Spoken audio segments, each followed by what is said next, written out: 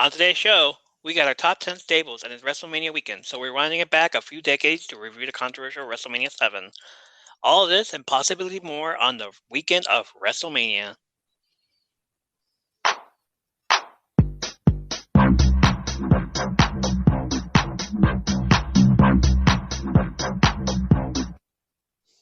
Welcome back to the show, fellow listeners. This is the All Things Wrestling Podcast. We are hours away from the stupendous spectacle of the year. No more pointing at signs after this week. We are your hosts. I'm Ernie. That's Michael. Hey, what's up? The Old Age Outlaws. Yeah, WrestleMania week started last weekend at the Oscars with the slapping when Will Smith slapped Chris Rock in the face for saying a joke about Will's entangled wife, Jada. I still say it's a work. I said it's a work too. It has. It was. Yeah. Here's why I think it was a work. Yeah. Don't ask wrestling fans to get your viewpoint on the slapping. So this is what happened. This is what I thought was going to happen. So Chris Rock's comedy special wasn't doing too good, right? Weeks before, it wasn't sold out. After the slap, it was sold out. Yeah, I see people are like selling tickets, like scalping tickets. Like, yeah, come and look. I was like, yeah, dude, come on. And then Will Smith gets up there, slaps him in the face, does all that thing. While Chris Rock is presenting, and everybody's watching who the nominees are. It could have totally been like, it was a joke, everybody. It's the joke, okay? Calm down. Because he did it right in front of friggin' Aquaman. Yeah. He did it right in front of Aquaman. And come on. Jason Momoa would have been like, nah, dude, nah, brother, come on. What are you doing? Out of line and shit. Like, he did it right in front of all of them. Like, what? If it wasn't fake, it'd be like everybody up there, like, security would be up there. No. Right. The way I look at this, one, Chris Rock stuck his chin out. Yeah. Two, he was kind of like, you see, he's like grimace before anything happens. He has his hands behind his back. Yeah. I mean, we could break down the mechanics of that slap, which that in of itself. But and consider we're people who watch. We suspend our disbelief. We watch stuff that we know is not real. That is supposed to be real. If he would have went to wrestling school on the first day, they would tell him, "Don't come back here." If that's how your strikes look, they look fake. We can't help you. So if that's real, I don't know what to tell you. Yeah, Big Willie slap didn't work. It's not gonna work for us, brother. Sorry. Yeah. Brother. Next thing is Will Smith. Well, not Will Smith. The Bel Air show, that Will Smith is an executive producer of. So if he slapped Chris Rock for telling a freaking Jada joke, you might as well slap everybody on this show for saying the entanglement. Yeah, which he probably wrote. Joke. Yeah, like, come on. You laughed at that joke. You saw Jada suffering, and then you walked up there like Jada gave you the cue. Yeah, go ahead and do it. It's like, all right, hey Chris, tuck your chin in. Right. And then the way Chris Rock responded, like it's like whole body, like he almost looked like he was gonna fall over. You're not falling over. A grown man is not gonna fall over from that slap. Chris Rock did the first thing you do when you take a bump. You tuck your chin in. Exactly. He tucked his chin in. He's like, ready, go for it. Well, right there. And then he does it. He sold it. Already. He sold it. Chris Rock sold it very well, but Will Smith delivered it very poorly. Yeah, poor performance. Chris Rock carried that slap. Yeah. He could get slapped by a broom and make it look good. Exactly. But, at the end of the day, everybody hates Chris. Yeah. Well, they all hate Will now, too. They all hate Will now. And then during that show, also, the Bel Air show, I guess they did the whole Will's father is back in town, like way too early, because on the regular show, it just, like, took 4 seasons. Oh, yeah. Yeah, over here it's like as soon as he mentioned his father during the first half of the season, I'm like, are you guys seriously gonna bring it up? You're gonna like way too early for this. All right, so Will's father shows up. Lou ends up being Marlon Wayans. We are old. If Marlon Wayans is the father right, of a teenager, we're old. we are old already because Marlon Wayans is now a father of a young Will Smith. Oh God. So he gets up there and they finally meet for the first time. Okay. And Will has that look like he's about, I'm about to slap this dude. I was like, yeah, Will, go ahead and slap this other comedian. It's all good. Yeah, there You wrote the show. Go ahead. So, at the end of the day, Chris Rock got his sold out concert ticket comedian comedy special, and Will Smith got to write another slap of comedian in the face joke, but he never slapped him on the show, so that didn't happen. They were about to fight. It just never happened, though. Oh, wow. Okay. I'm like waiting for Twitter to say something. Slap him! Yeah, it's right. Like, nah, come on, guys. Really? After all you just said about Will Smith slapping Chris Rock, but you want Will Smith to slap his dad on this show? Oh. Well, I have to say, WrestleMania, obviously it's now, so it's too soon. I still believe that this is going to be something for you. Thing. Maybe they're going to do a show together. Honestly, if this would happen 2 months ago, I would say they're going to be at WrestleMania. Or bring back celebrity wrestling. I want to be a wrestler. Yeah. Hulk Hogan again. Like, that's not going to work for me, brother.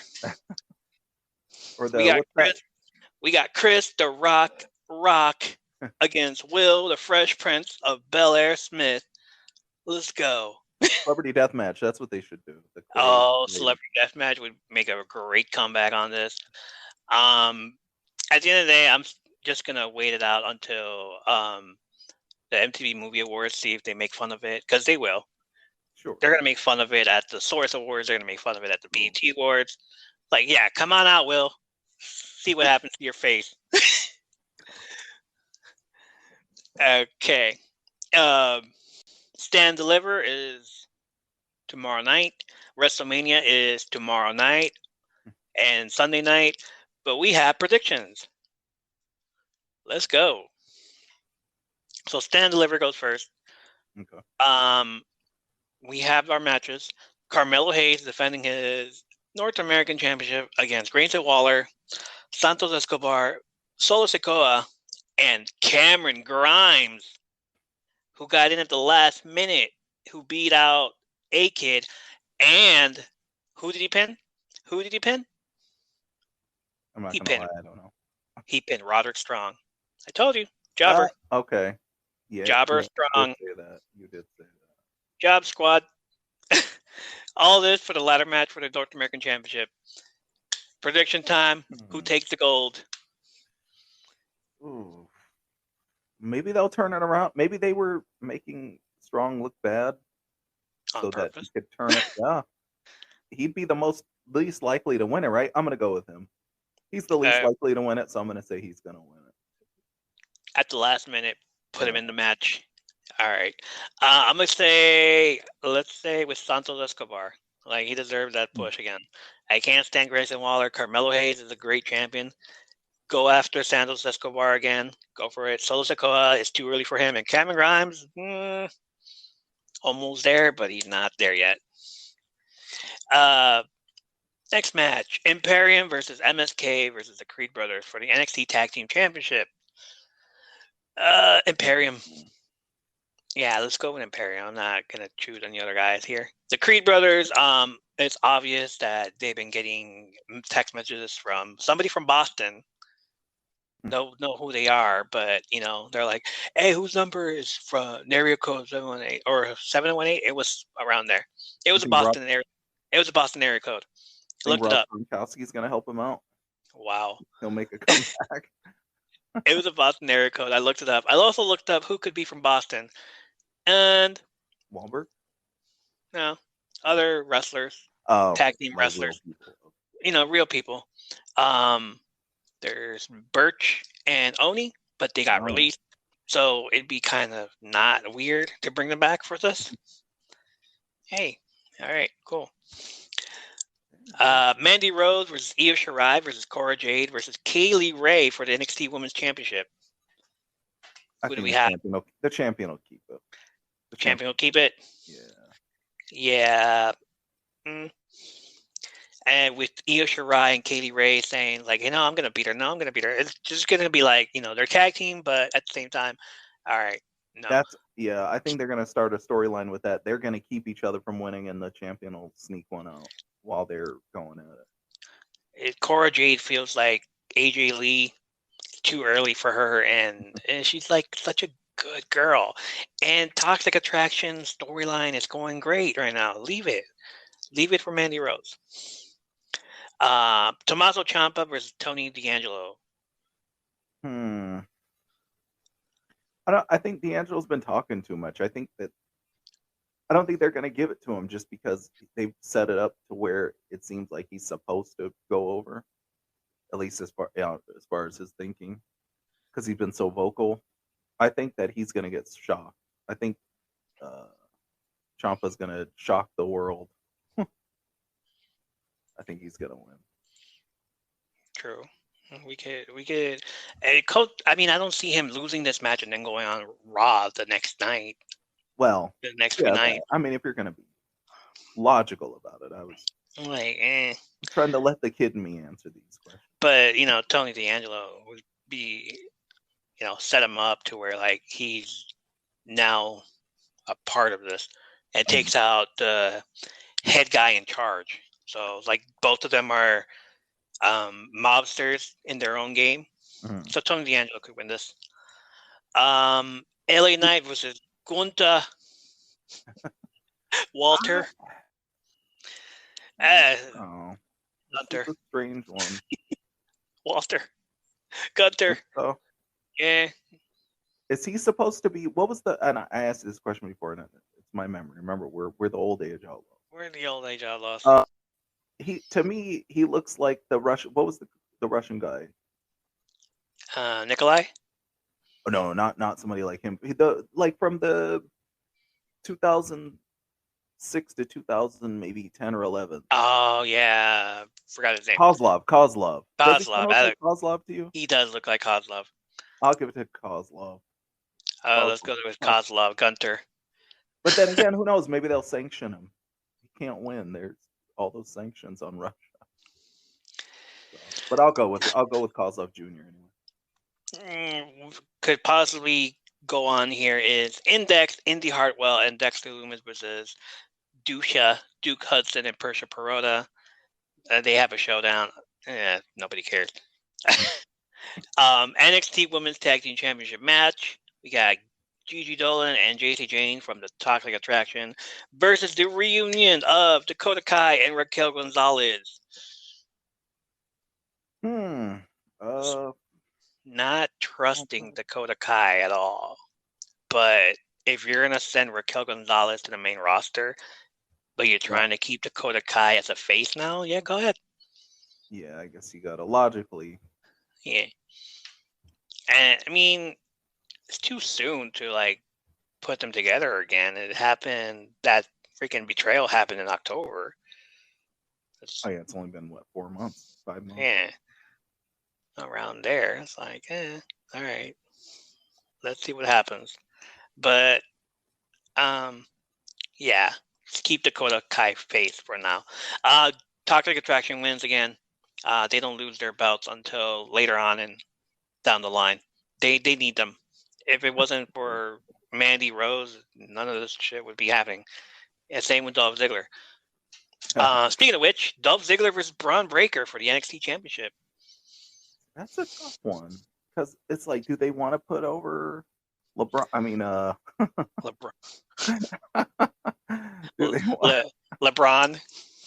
Yeah, sure. One LeBron's got to win a championship this year. Let's go with him. Oh, one LeBron. One LeBron should do it.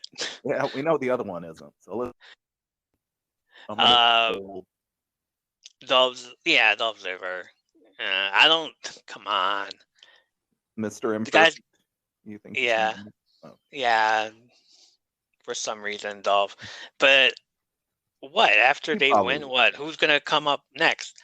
If I see everybody else as a face, as a heel, everybody's gonna come up and try to take the NXT Championship. So yeah, maybe Braun Breaker will do it.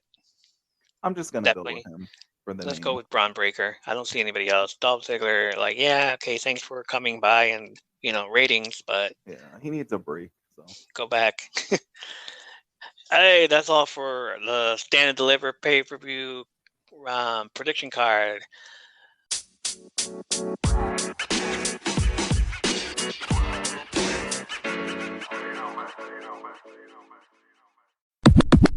Let's go Wrestlemania card and prediction.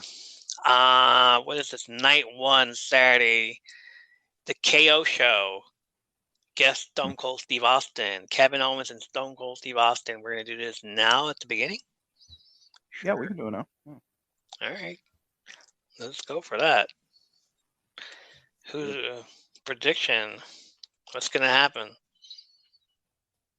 Because I think they'll get along, actually. Like, I want it to be a classic Stone Cold.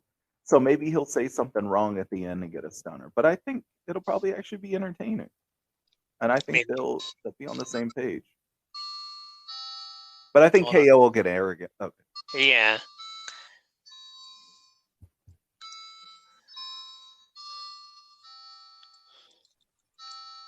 I'm sure you said this before. This is off the. You've said this, but I was just looking at the Braun Breaker. You said he's one of the Steiner's kids. Yeah. Yeah, he looks like okay. He's the dog face. Yeah, he is. Yeah, he looks like a Steiner. I'm saying Stone Cold will probably. Kevin Owens will probably drink his beer the wrong way. Yeah. Or he doesn't even drink beer at all. He says. Oh. This is gonna affect. Oh, you don't drink beer? What? I said you don't drink beer? What? Oh man. The what chants are coming back. Yeah. Get ready for that. WWE Raw Women's Championship. Becky Lynch versus Bianca Belair. I'm gonna go with Becky Lynch. I have to go with the new haircut mom, Karen. Good times. Becky Lynch. The established one. I think the establishment is gonna defeat the new blood. Damn, they really did Bianca Belair dirty with that one. But she already did the whole "I cut your hair off," so yeah, Becky Lynch should win this. It. I just don't think she can carry it right now. Okay. I mean, I don't know. Who knows? Maybe she will, and that'll be her WrestleMania story 10 years from now when she's talking about like, oh my god. But I don't know. I did it at 2 WrestleManias. Yeah, okay. I don't think so. I don't think she's taking it. WWE SmackDown Women's Championship: Charlotte Flair versus your girl Ronda Rousey. Well, I have to go with Ronda. I don't care. I know you do. Yeah, Charlotte. Really? Because you like her, or you just think that's the smart money? I like Charlotte. You do? I don't like Ronda. I do like. I mean, I did like Ronda when she was like fighting for real. Okay. Real fights. Yeah. But now it's like, oh, come on, you called us fake? What? No. Oh, that was a long time ago. Everybody makes mistakes. Yeah. Okay. Charlotte wins. You say Ronda. All right. WWE SmackDown Tag Team Championship. The Usos versus Shinsuke Nakamura and Rick Boogs. Rick Bastion Booger. Rick overinflated Boogs. I'm partial, so I have to go Usos. That's just who I want to win. Usos. I could see this being a good upset though. Maybe having them feud again with if they lose. Ooh, or how about this? Okay. I'm gonna say, how about this? Just keep this in mind. If they lose, they end up getting kicked off the table. They're not at the table anymore. When we mention that match, then I'll mention my other scenario. Okay. Possible scenario. All right. I see it, and I see them being kicked out of the family. That's what I see. Wow. Yeah. No longer acknowledging them, huh? That's right. Yeah, I'm gonna go with that. The Usos lose. The Usos lose. The other guys won't keep it for more than a week though, but the Usos lose. Here comes your favorite match: Ray and Dominic Mysterio versus The Miz and Logan Paul. Oh. Yeah, don't really care. Please don't let Logan Paul win. Don't let Logan Paul pin anybody. No. At all. Miz is fine. Just don't let Logan Paul pin anybody at all. And I mean, I'm just going to go off on a tangent here. For all the people, including myself, yes, I'm one of those, who love wrestling, who train, who would, like, if somebody were to come to me and say, God came to me now and was like, I will let you be in a WrestleMania match, but then you have to die of whatever the next day, I would do it. So for this person who I don't consider to be talented, I don't consider to be anything, just with the way technology is, you get a bunch of 5-year-olds clicking videos all day. Don't let him have anything significant. It's bad enough that he's already at WrestleMania. I would actually be sad. I think I would cry. He got to have his moment, man. Oh, bad enough that they're fake boxers. Yeah, that's true. Yeah, can we not? The last time something like this ever happened, I'm still sour about it. Kevin Federline beating John Cena. Come on, I'm still not over that. That offends me less. That offends you less. Something like this happening again is like, yeah, I don't trust WWE. They're gonna do that. If they allowed Kevin Federline to pin friggin' John Cena, you know what? Because 10 years ago, I think it takes more talent to marry Britney Spears than to make YouTube videos like they make. Oh wow! All right, that's what I'm going with. We're spending too much time on Logan Paul. Let's not do that on this podcast. All right, next match: Drew McIntyre versus Happy Corbin.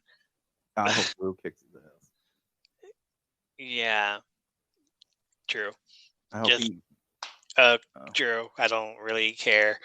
Next match: King Woods and Kofi Kingston versus Sheamus and Ridge Holland, which with probably Butch on the outside waiting. Who do you like? I'm biased, so who do you like? New Day, obviously. Not me. Do it for Big E at least. If they do, fine for that. But oh no, I like Sheamus, and I do not like the New Day actually at all. I actually dislike the New Day a lot. Still sour about Pete Dunne's new name, but I guess let's go with it. Butch. It'd be great if hey, this is my brother, Butch Holland. That's great. Sounds Ridge cool. Holland and Butch Holland, the Holland brothers. Yeah. They fucking will kick your ass, especially Butch. He'll kick your ass. Butch and Luke. Oh man, don't do that. Bushwhacked us. Yeah, cousin Ridge, cousin Butch. Great. Yeah. And the final thing on night one is Seth Rollins versus ? Who is it gonna be? Mark kicks. No, I don't know. I guess it depends on who it is. If it's somebody a legend comes back, the legend, whoever it is, I don't care who it is. Even if it's Gilbert. I want him to have his WrestleMania. Goldberg. Goldberg, yeah, but even Gilbert. Speculation is that Cody Rhodes is Cody Rhodes. That's the whole thing that's coming up. Others are saying, news sites are saying that he's backing out. Other news sites are saying that people are telling him to back out. It's not worth it going back there. And then you go on Twitter and a vacant Twitter tweet, the freaking WWE vacant champion, reactivated his account from back in the day when he was just like, every time vacant champ, the title was vacant. Like, hey, I'm still here. Yeah. He came back and said, Seth Rollins, I'm going to take you out just the same way I took you out a long time ago. And you injured your leg. Oh, man. So, So Vacant might come back. Vacant might come back for this. Might not be a bad thing. Cody Rhodes or whatever, whoever it is, that person's gonna beat Seth Rollins because Seth Rollins not even ready. But it's a huge disservice because Seth Rollins was your number one guy at one point. Now he was, yeah. He's getting the King Kong Bundy treatment. Yeah. Oh no! As long as it's not a midget, we're good. Ooh. Oh. Oh. Night 2 of WrestleMania. WWE Raw Tag Team Championship Triple Threat match. RK Bro versus the Street Profits versus Alpha Academy. I'm biased Randy Orton, so even if he has to take the surfer guy with him, I want Randy Orton to win. Yeah, barely can stand the Street Profits, and Alpha Academy's okay, just not my cup of tea. RK Bro. Yeah, I feel like the Street Profits is something that would have been clever. Like, basically, are they just like a generic Crime Time? Yeah, that's what I thought the first time I saw them. Like, Crime Time had their, like, we'll steal your stuff and sell it. Right. Street Profits, like, we'll party. Yeah, with Red Solo cups. Because they're not, they're like frat bros, I guess, but like, I don't know. Yeah, basically frat bros. WWE Women's Tag Team Championship Fatal 4-Way match. Queen Zelina and Carmella versus Sasha Banks and Naomi versus Rhea Ripley and Liv Morgan versus Natalya and Shayna Baszler. So my personal choice would be Natalya to win and Shayna. And Natalya. I see Sasha Banks taking it though, because she's big now.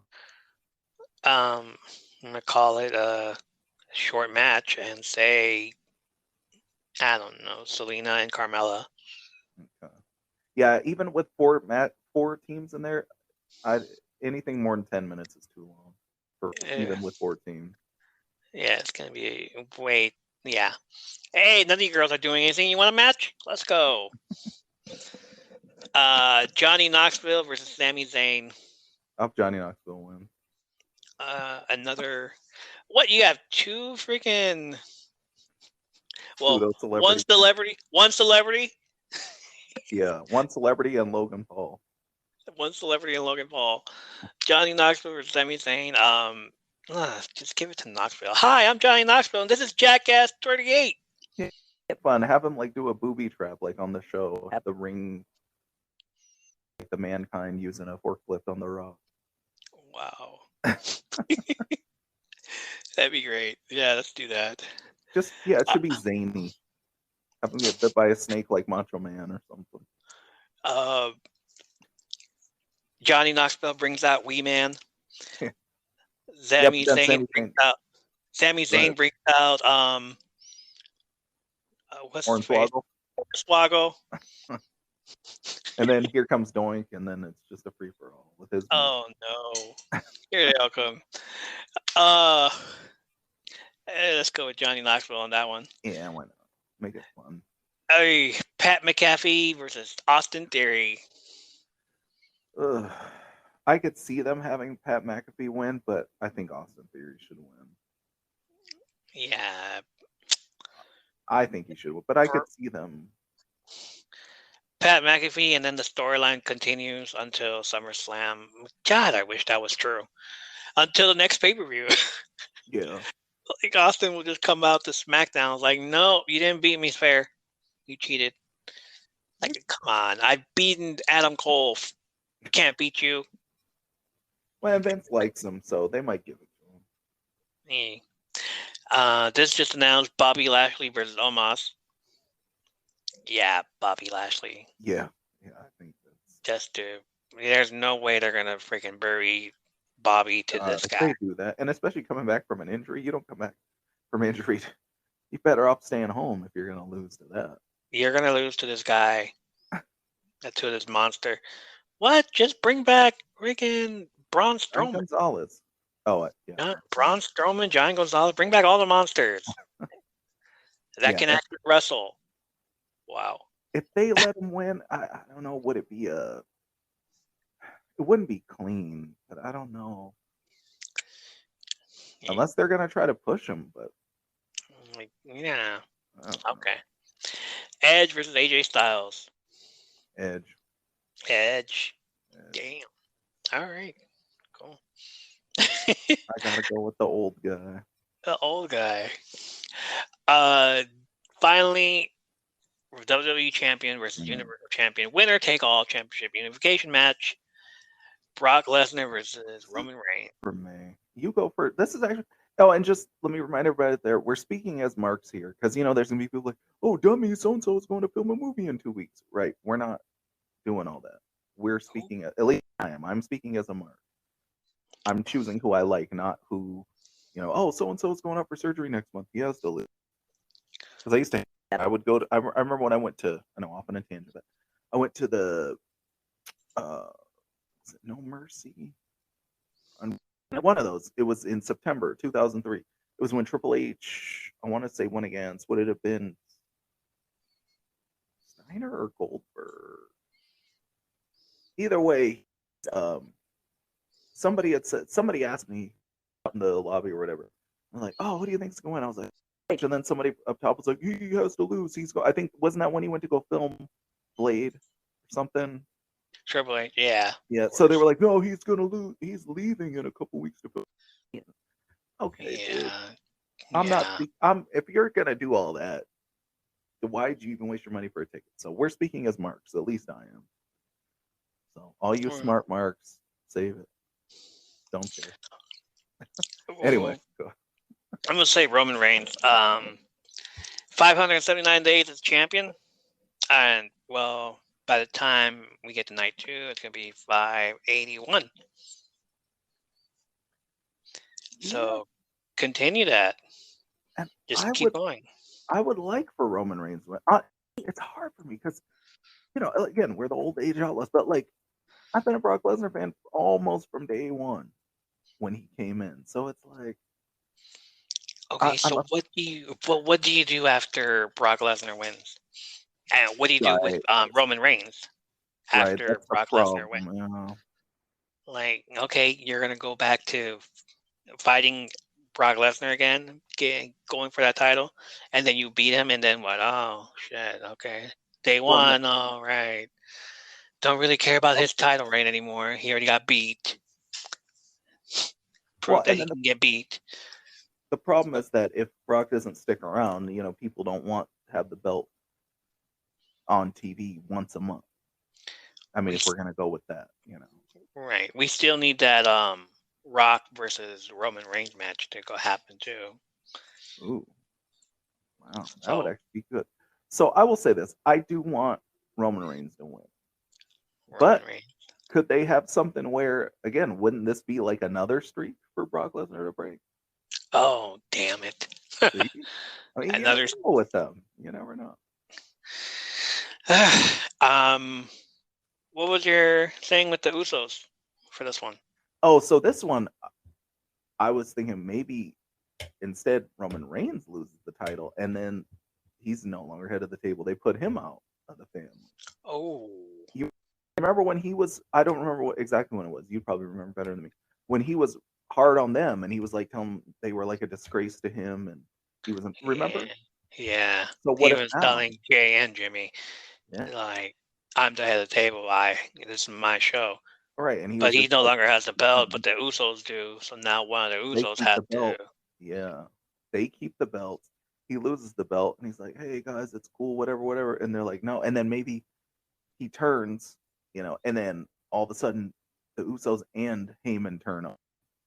And then Heyman sticks with the Usos. And maybe that's, instead of chasing after Black, now that goes on. But now he's kind of like the wounded wolf thrown out. I don't know. I like that. Yeah, let's go with that. It's like he's no longer the guy anymore. He's no longer the head of the table. He's no longer being acknowledged by the family. And it might not even happen in WrestleMania. Next night, they do they're talking and, he's talking, they're behind him. And then they kind of say, you know what? We're not afraid of you anymore. We don't need you anymore. Champion. What is Roman Reigns without his title? Yeah. We could wait. We don't have gold. Or we could wait until SummerSlam and have The Rock do it, and then The Rock becomes the new head of the table. Hey, now, that would be cool. That would actually be pretty cool. Acknowledge The Rock. That would be really cool. All right, that's all the predictions we have. Let's see what happens on night 1 and night 2, and we'll go from there. Let's take a short break, and we'll be right back with the top 10 stables.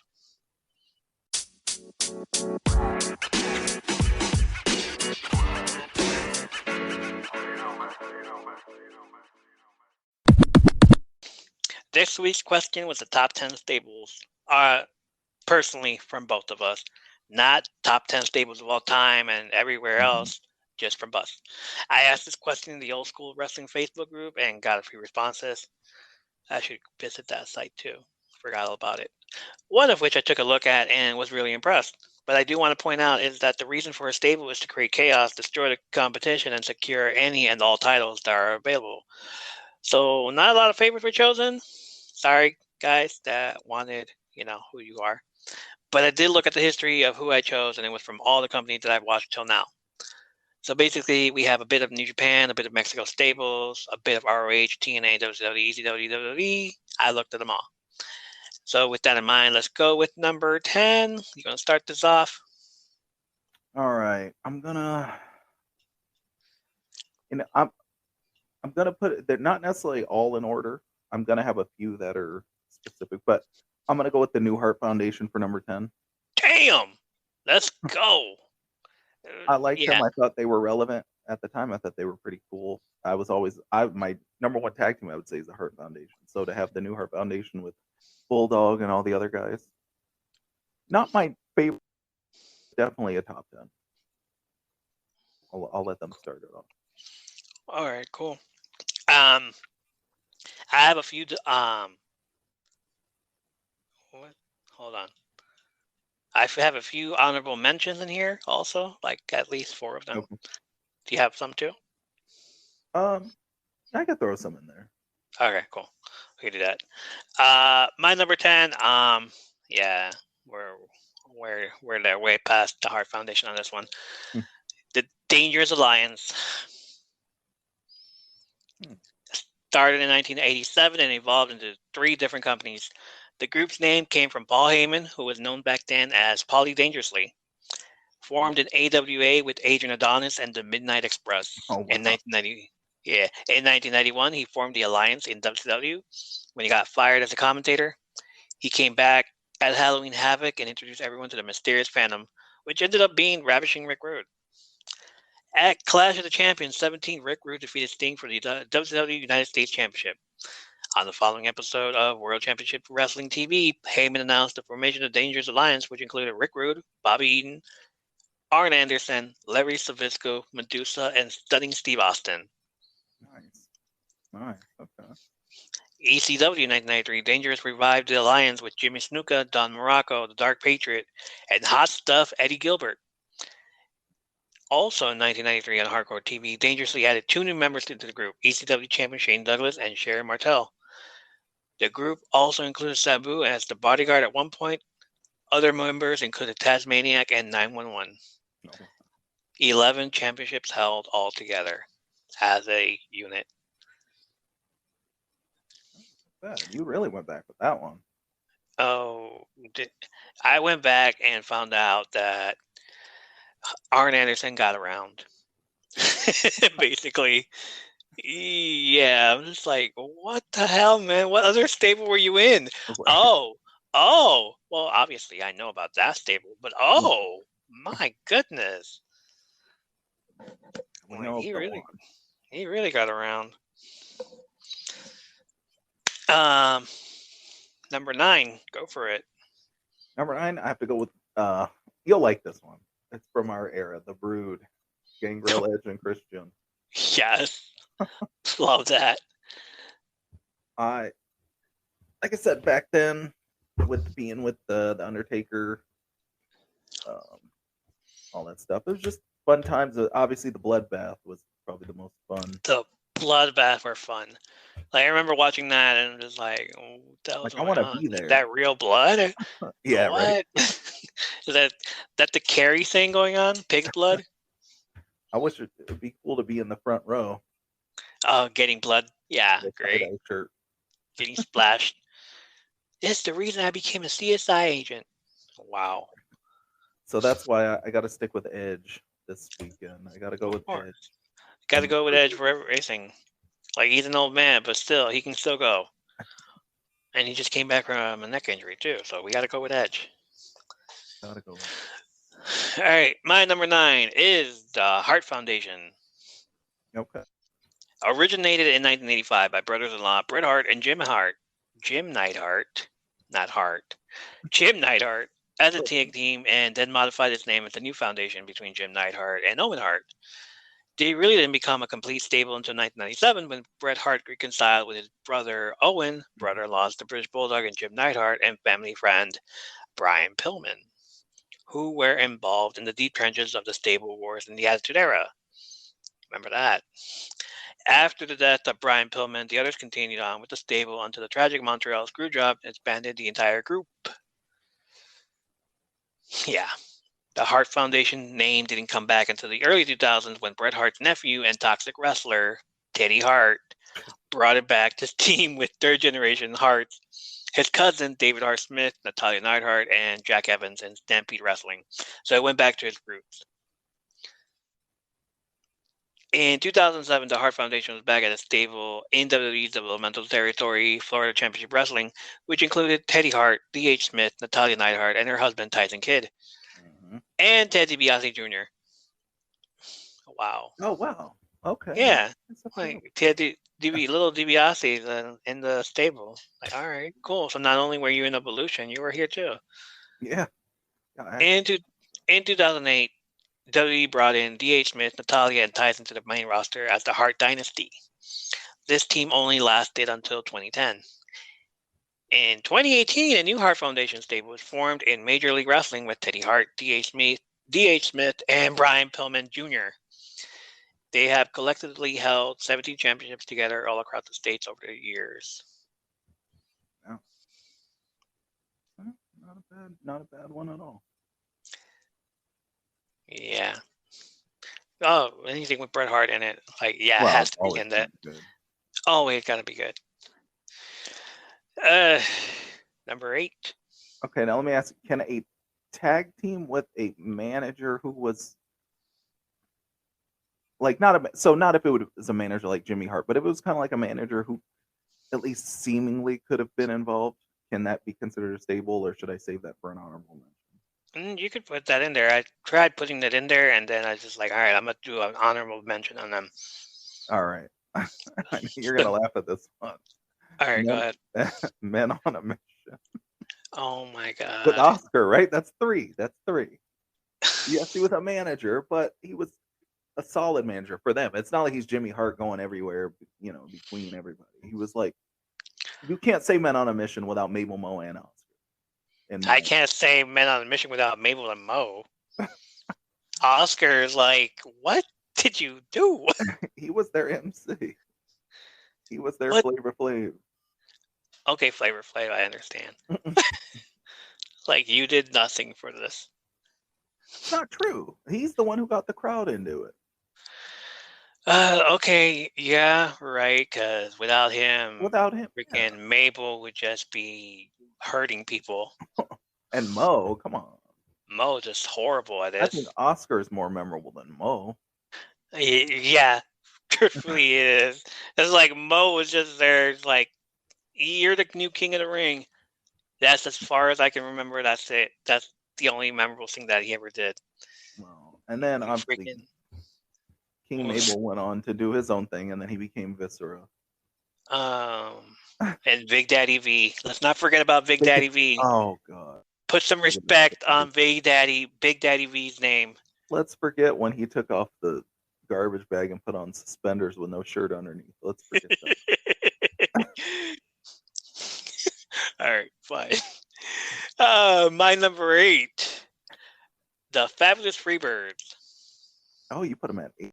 See, I have them. I have them a lot lower than that. Yeah, okay. Higher, lower. Created in 1979 and the blueprint for every stable or three-man tag team that would acquire the defending of the tag team championship under the Freebird rule.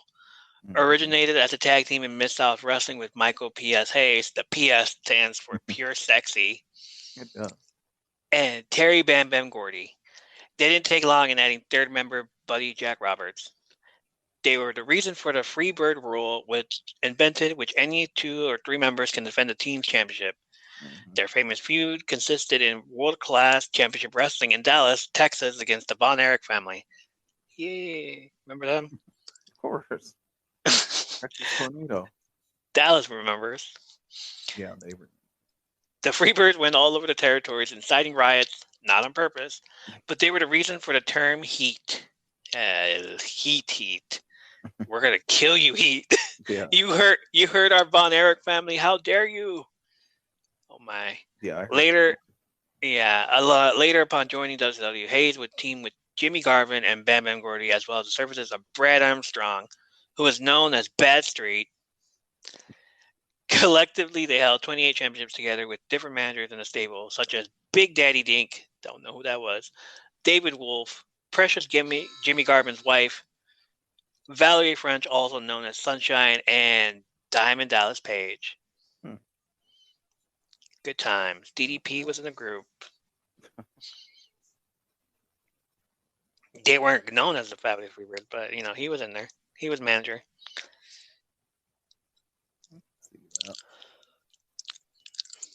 All right. Let's go. Number 7. All right. So I'm going to, thanks to the Fabulous Freebirds, which made this stable relevant, I'm going to go with Demolition when they added Crush. They used the Freebird rule. Yeah, they did. Yeah, pretty good. When they I love that team. Yeah. I like that. Smash and Crush. I honestly think that Crush ended up being my favorite, even though he wasn't the original. He wasn't. And then he went on to do his own thing. When he Going at Crush, brother. The man from the islands. Hawaii. Fighting with Doink. Surfer guy. Getting beat by Yokozuna. Yeah, remember that guy. and then our friends Smash went on to Repo Man, right? Didn't he become Repo Man? I think it was either that or Axe. One of them became Repo Man, and Axe was the Smash. Out of the two, I think Repo Man got better gig out of it. Who did Axe become? I don't remember him after Demolition. No, he had left. He's gone. He left. He went because of the shellfish allergy that he had going on. He couldn't. So he went to New Japan or AWA, one of those, and did a similar story, a similar gimmick, all that stuff. Yeah, I remember doing research on that.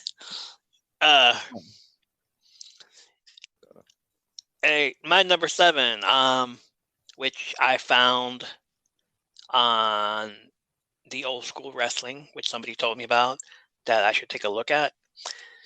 And it's really freaking awesome, man. The Stud Stable. First formed by the original Tennessee Stud, Ron Fuller, in Southeastern Championship Wrestling in 1982. His version included Jimmy Golden, Lord Humongous, and a young Arn Anderson. Told you got around. Oh, wow. There have been other versions of the stable across other promotions, such as Continental Wrestling Association, which was created by Ron's brother, Robert Fuller, Smoky Mountain Wrestling, and in 1994, a similar version was created in WWE when Robert Fuller, known as Colonel Robert Parker, formed it with Terry Funk, Dick Slater, the Black Top Bully, Bunkhouse Buck, Meng, and Arn Anderson. What happened to the Four Horsemen, man? Okay. 41 championships held. Wow. Past members include Arn Anderson, of course, Dutch Mantell, Cactus Jack, Downtown Bruno, Barry Windham, and Stunning Steve Austin. Good times. Oh, yeah, no, I was saying, not bad at all. Yeah, not bad at all. It's like, yeah, I don't remember calling them the stud stable, but I remember when that whole thing happened. The See, I don't. Blacktop Bully versus Dustin Rhodes, and that Blacktop match had uncensored. Oh wow, okay. Wasn't it like in 19? Yeah, it was in 1994, uncensored. See, now that you say it, it does sound kind of the okay.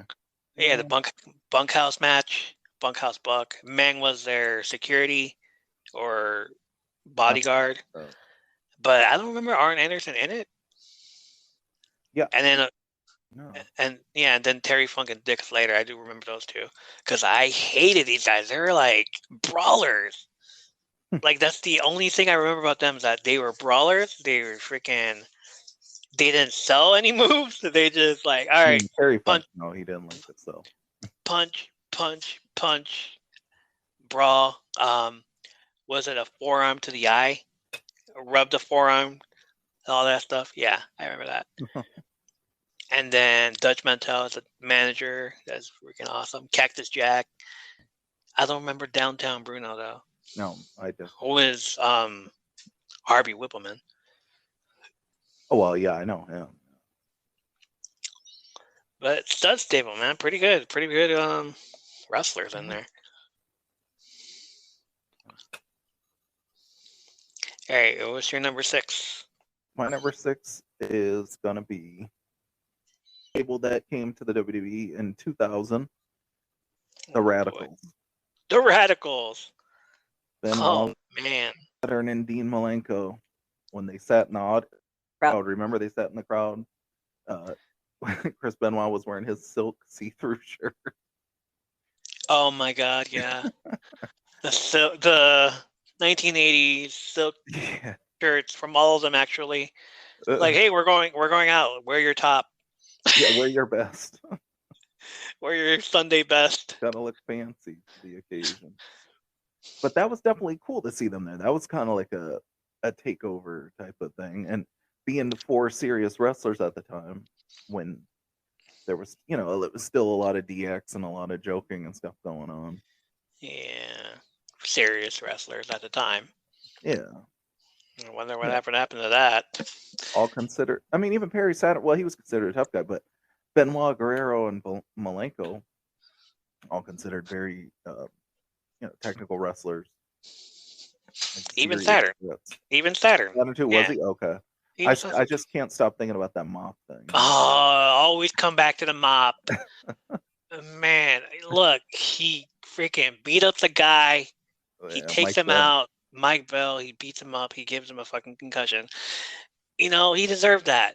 Just in. Did he deserve? Maybe he didn't. Maybe he did. Who knows? Stranger things have happened in the WWE, as Macho Man and Randy Savage would say. But did they need to get Saturn in a 6-month relationship with a mop? Maybe not. He really. Maybe not. But it did happen. Like, he deserved better. So did Dean Malenko. Oh, like the fact that Chris Benoit and Eddie Guerrero were the only two that got like, okay, we're gonna push you guys, but you have this thing about wrestling. You like to wrestle. We don't allow that here. No, this is sports entertainment. What's this about your 1,000 hosts? No, we're not doing that. And we don't have time for that. You only got 3 minutes. Perry Saturn, what's an eliminator? No, never mind. Eddie, can you do that lie, cheat, and steal thing again? Yep. Yeah. That'll do it. Got T-shirts for that. So. And Chris, try not to get concussions. Oh no. Okay. No. Oh no. We'll see. Oh yeah. Okay. My number 6. Los Ingobernables de Japón. Oh, the oh shit. Fuck it. I just butchered that name. Ungoverned of Japan, which is a spinoff from the Ungoverned of NCML in Mexico. When I first watched him, it was probably in 2016 when Jim Ross was working for New Japan Pro Wrestling. And he was trying to say it, but he kept having trouble with his Spanish. Yeah. Just the same way I am. uh, yeah, you try saying that. Ungoverned. What? Okay. Ungoverned. I'm not going to try it. Ungoverned. They're not governed. There you go. There you go. Japan members Tetsuya Naito, Bushi, and Evil, which started in November 2015. Evil betrayed the group in 2020 after he won the New Japan Cup and joined the Bullet Club, of course, because that's a thing now. Other members include Shingo Takagi, Sanada, Takahashi, and Rush, who was a member of the Spanish version of the group and joined the Japan version in 2015. Jay Lethal, who mainly represented the group in Ring of Honor, but nothing was mentioned during his matches, not that I know of, not that I remember when he was fighting. Together, they've held 28 championships, G1 Climax in 2017, Best of the Juniors in 2018, 2020, and 2021, and the New Japan Cup in 2020 and 2016. Nice. And that was my number 6. Let's go with honorable mentions, if you have them.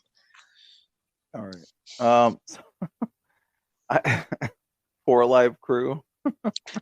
4 or 3? Well, so remember when they had Ron? So they had Ron Killings, they had Conan, they had BG, and then they had Kip James. Fine. All right, we'll allow it. It's not serious. It's supposed to be we'll allow it. I saw that was just like a BKM thing. It's just supposed to be funny. It's honorable mention. The Budokan Mafia. Oh. That was it's like they spin off from that. Like, we're the VKM. Right. Budokan Mafia, which was like a thing for VKM, Vincent Kennedy McMahon. Right. Those horrible people. Mine is the New Day. Okay. I'm surprised I didn't get near 10. They're okay. I was going for it, but they've only held the they held the tag team titles at least 14 times, and they were the longest reigning tag team champions at 483 days. But other than that, it's like, all right, I'm gonna just put them in the honorable mention. Like, they're good, just not like, oh my god, the greatest stable ever. I don't blame you. Not yet. Yeah, next time. Not yet. Also, the Dudley Boys.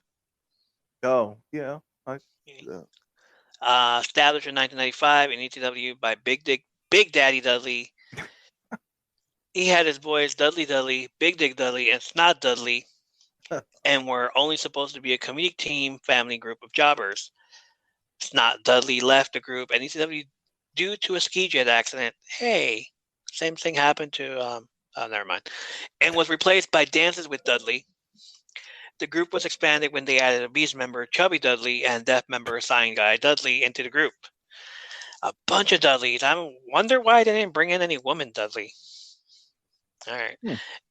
Stacy Keebler, maybe? No, not yet? Okay. In October 1995, Bubba Ray Dudley was added to the group as a stuttering hillbilly who entertained fans by dancing and mostly wrestled with his brother, Little Spike Dudley.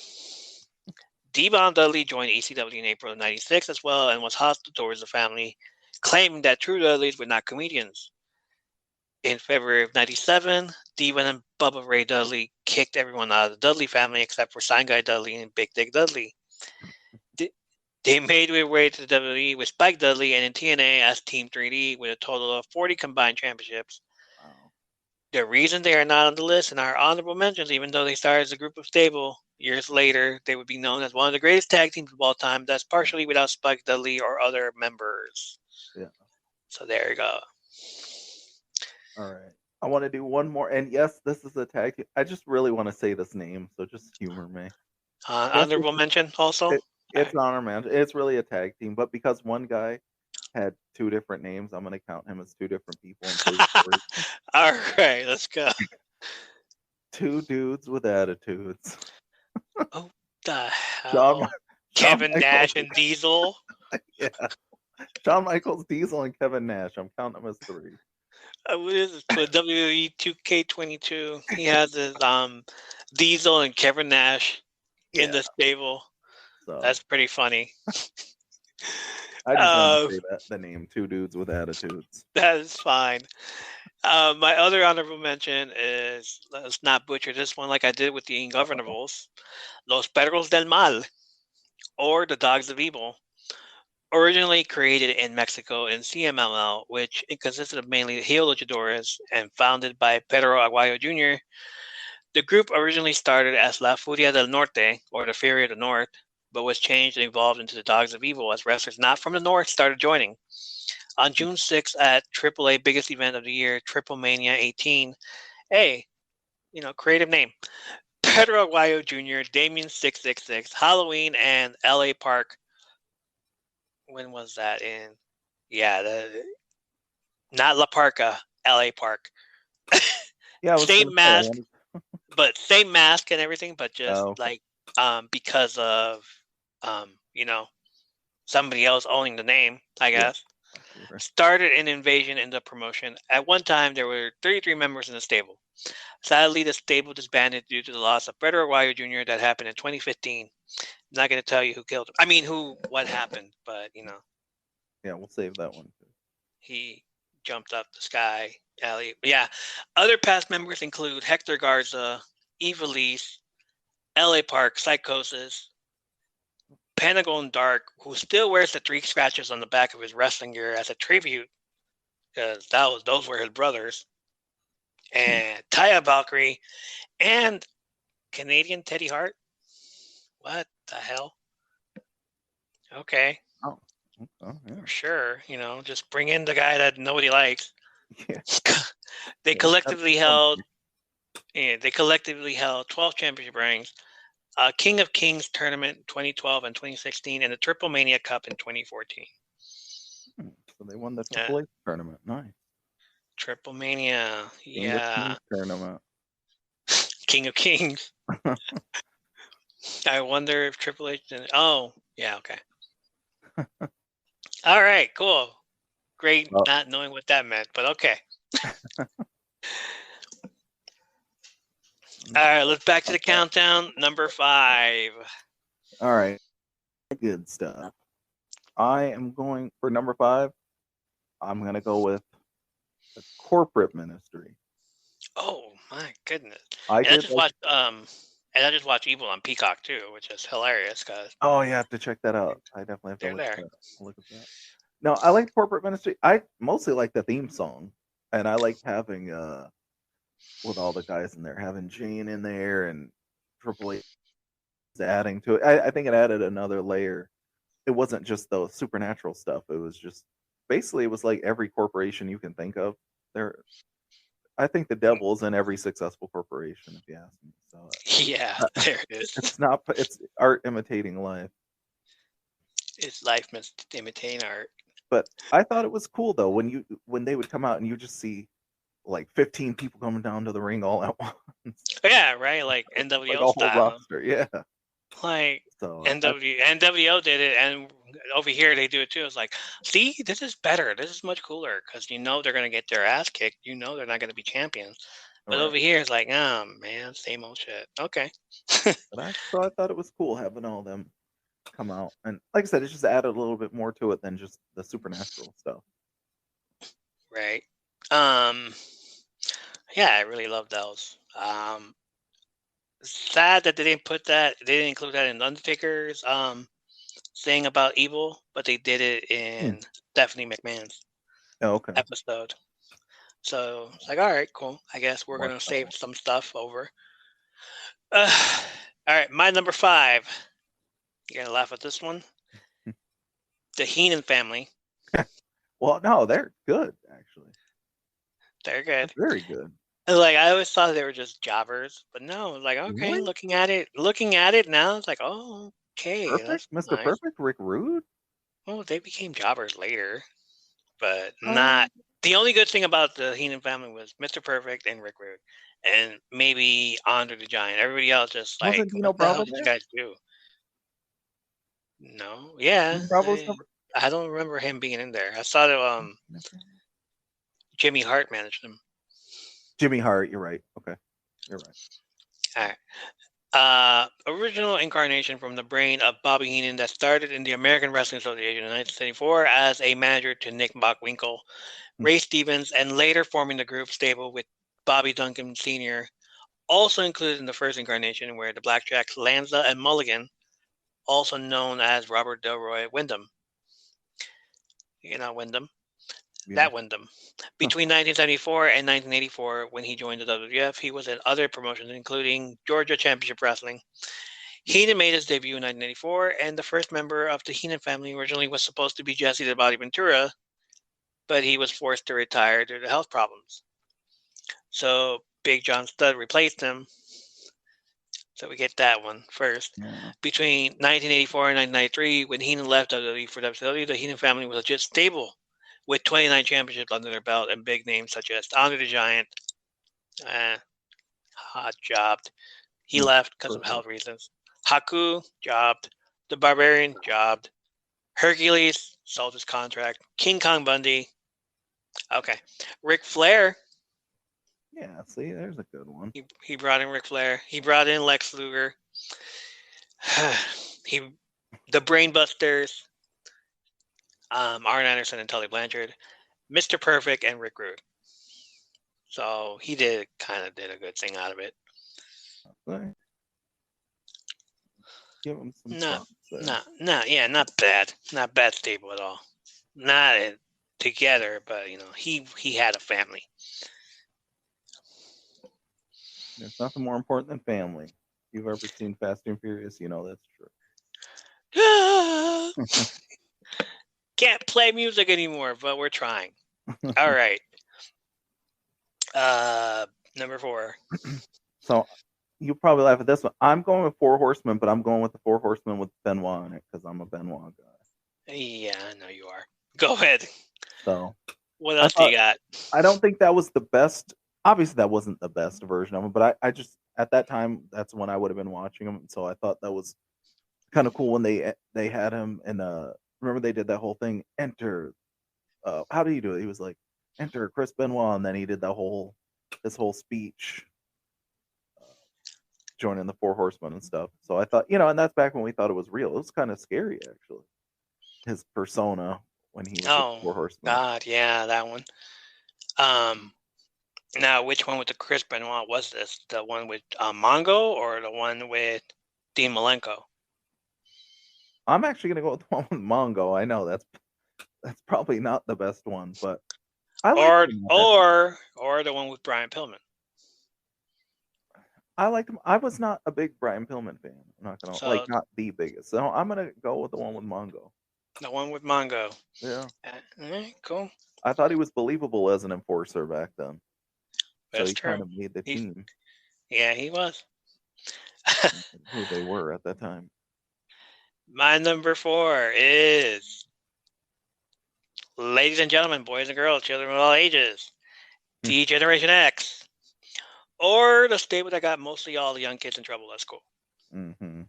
And founded. Kids. Oh goodness! Like me. Founded in August 11th of 1997 between two best friends in the backstage area known as the Clique in the midst of the Attitude Era. Shawn Michaels teamed up with Triple H and China with the inclusion of someone who wasn't doing much in the backstage area but was hired, Rick Rude, as the insurance policy. The group added more people to the stable the night after WrestleMania 15 when Shawn Michaels got kicked out. Left the group to rehab his bad back, got kicked out. The New Age Outlaws, the Road Dogg Jesse James, and Badass Billy Gunn joined the group as well as member of the Clique and recently released from WWE and former NWO member X-Pac. Together, they held over 27 championships at the stable, with the inclusion of the Women's Championship held by Stephanie McMahon Hemsley when she joined. And if you're not down with that, there's always 2 words for you. Suck it. Good one. That's DX is definitely a top. I think in anybody's. Top 3 stables. Well, yeah, they're the top 5. But yeah, top 5 stables. DX is in there. We're down to our top 3 stables. All right. Like I said, for importance, uh, at least I think they were important at the time, and definitely one of my favorites. I have to go with Evolution because past, present, and future. Ric Flair, Randy Orton, Triple H, and then it was kind of funny. It was kind of sad actually how we got the past, we got the present, future. Oh yeah, and then we got this muscly guy over here, Batista. I, I felt kind of bad for him that he wasn't really hyped up, but I think Evolution was probably the most important group since the Four Horsemen, at least as far as relevance and how they really did represent like three different generations. They did. And then they were, they ran the show. What was it? Was that what pay-per-view was that? Was that would it have been what was the what did they used to have at the end of the year in 03 and 04? Was that Armageddon? Wouldn't Yeah. it would have been Armageddon? That was when they won all the titles, right? When yeah. All the and belts. and then they lost to Shawn, what was it? Batista, I think, lost to Shawn Michaels, but then they got put in the tag match at the end. The Dudley Boys, they outlasted, they thought they won, and then all of a sudden out came Ric Flair and Batista. Ric Flair and Batista were the tag team, and Yeah. I thought That's funny. Hey, Batista, you get team up with the old man. Yeah. Like, well, you get a belt. You do it. Sure. All right. Okay. So I honestly have to say the Evolution is probably, they're not my number one, but I would say they're my favorite as far as just pure wrestling, like pure pro wrestling. Probably all my favorite guys in one group. My top three of all time. People are about to get highly upset. They're going to change the channel. They're going to change it. Like, nah, we're done with this bullshit. How could you? And, it's fine. Hey, your era come and gone. But there has been other staples that have lasted also. So, sorry. Number 3, the Four Horsemen. Nice. I can just hear everybody just changing it. Hear me out. Hear me out. Which version? Oh, there you go. Original members. Nope. Formed in 1980. Yeah, formed in 1985 by Ric Flair, brothers Ole and Arn Anderson, and Tully Blanchard, who brought in his manager James J. Dillon to serve as the manager of the group. The name was derived from an impromptu interview where Arn Anderson uttered the words, "The only time this much havoc had been wreaked by this few a number of people, you need to go all the way back to the Four Horsemen of the Apocalypse." Add that to everyone in the group forming the number 4 with their hands and everyone in the group with a championship belt. Yeah, I'm doing the number 4 right now. Ric Flair and Tully Blanchard lived the gimmick outside the ring as well as they were close friends. Over the years, there have been many incarnations of the group, and I'm sure you can find someone out there and ask them which members were their favorite, and someone will always pick the 2 leaders of the group, Ric Flair and Arn Anderson, and then the 2 guys that replaced them. Together, they all held 32 championships collectively. Wow. Yeah. Of course, Arn Anderson. Arn Anderson is all over the place on this list. Yes, Let's give Arn Anderson an award for that. He's in all the stables. All the stables. Number 2.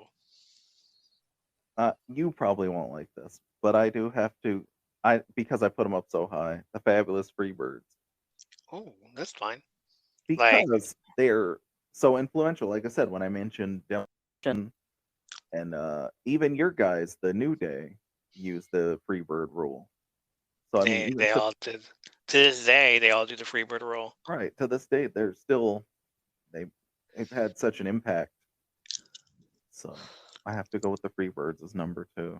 And I did like Michael Hayes, especially when he was trying to sell the merchandise. Remember remember when he would sell the merchandise? Pure Sexy always sells the merchandise. And did he do Sunday Night Heat? Wasn't he a host on Heat? Doc Hendricks? Yeah, Doc, there you go. Yeah. Don't know why they changed his name when everybody knows he's, Michael Hayes. When he was Doc Hendricks, and he would sell, "We got these t-shirts for sale, guys. Get on that phone and call 1-800-WWE Rocks." WWE Raw. Oh, right. Oh, yeah. I was like, oh, come on. Wow, that voice. I thought it was when they called him Doctor. I was like, why? I was like, oh, Why? that's Michael Hayes. And then there was actually a time where I thought maybe it's not him. Maybe it just looks like him. No, my mom told me it was Michael Hayes. I'm like, how do you know wrestling? Okay. I know it because of magazines. Like I Get saw on that later. Like, it's like that guy. Yeah, later on, like Pro Wrestling Illustrated, like Michael Hayes, and exactly. like, oh, okay, cool. Yeah. So Well, I have to go with the Freebird. Yeah, Freebird is cool. My number 2, if they're still listening, if you guys are still listening, cool. Hopefully this doesn't make you change, but hey, you're here, might as well stay here, right? Number 2, NWO. Nice. I'm pissing everybody off tonight. Hey yo, Chico. Bash at the Beach, July 7th, 1996. Hogan drops a leg so hard on Randy Savage's little skid, start weeping. He joins his friends, former WWE guys, Kevin Nash and Scott Hall. He grabs the mic and tells the Hulkamaniac to stick it, brother. Yeah, that's not going to work for anybody else. And thus, the New World Order of Professional Wrestling was born.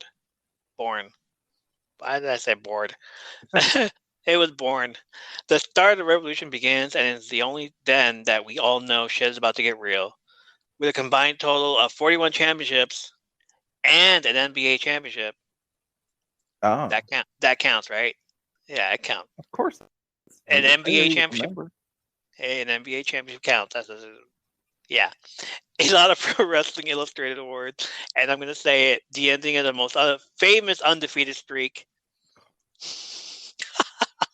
And a total combined 62 members into the group.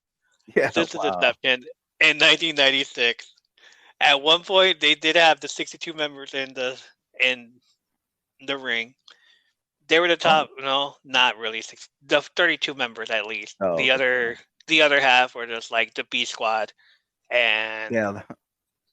Didn't they call them that at one point? Wasn't it like NWO's? Didn't they call them B Squad? Yeah, NWO B Team, Black and White B Team. Yeah. There was the 3 versions of NWO, the NWO original, the NWO Red and Black, Wolfpack, the NWO Japan. There was a Japan version. Yeah. There was an NWO B Squad, B lineup, which consisted of Stevie Ray and all the jobbers, Scott Norton. God. There was the NWO, the band. There was nobody left in WCW at that point. Nope. How many people were they paying? It was like, oh, all the members are here. It's like, all right, let's have a match. They were the top of the food chain, and the best thing happening. Too sweet until number 1 came about. Well, still there. Everybody's still there? Wow. All right. I'm glad you're still there. And probably because they want to listen to you. They're like, nah, fuck this guy. He don't know shit about wrestling. No, I do.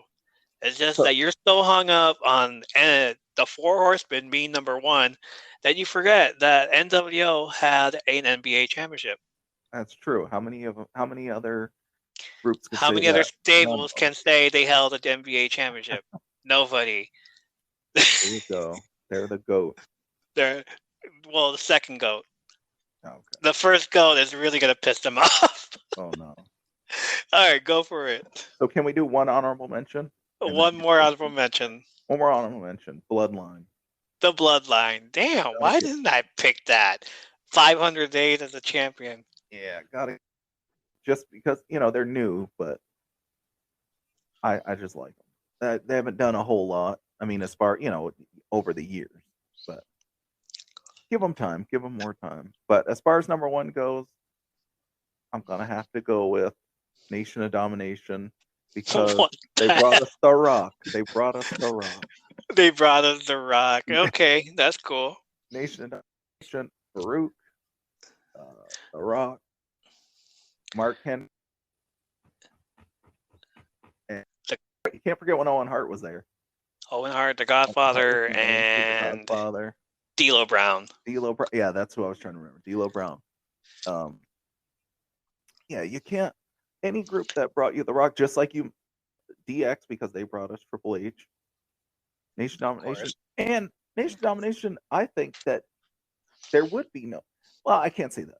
DX wouldn't have been as popular if they didn't have a foil. And who was the foil to DX? The Nation.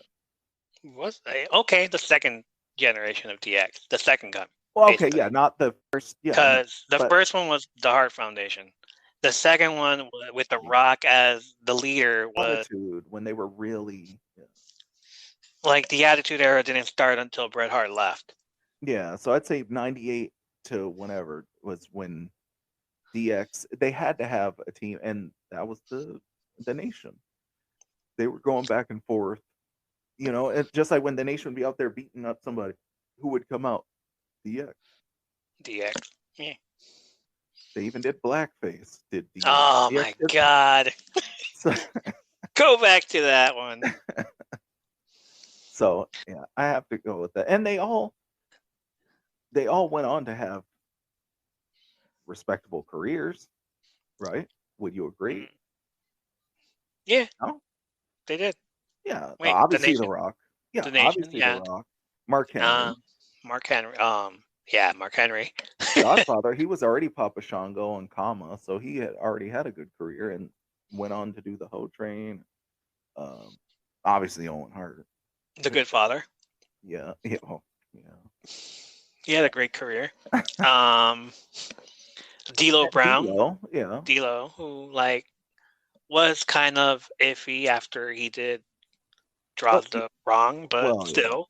Yeah. But when people talk about D'Lo, not too many people say they didn't like him. They might say he was goofy and certain, like when people talk about D'Lo, they just bring up the head shake.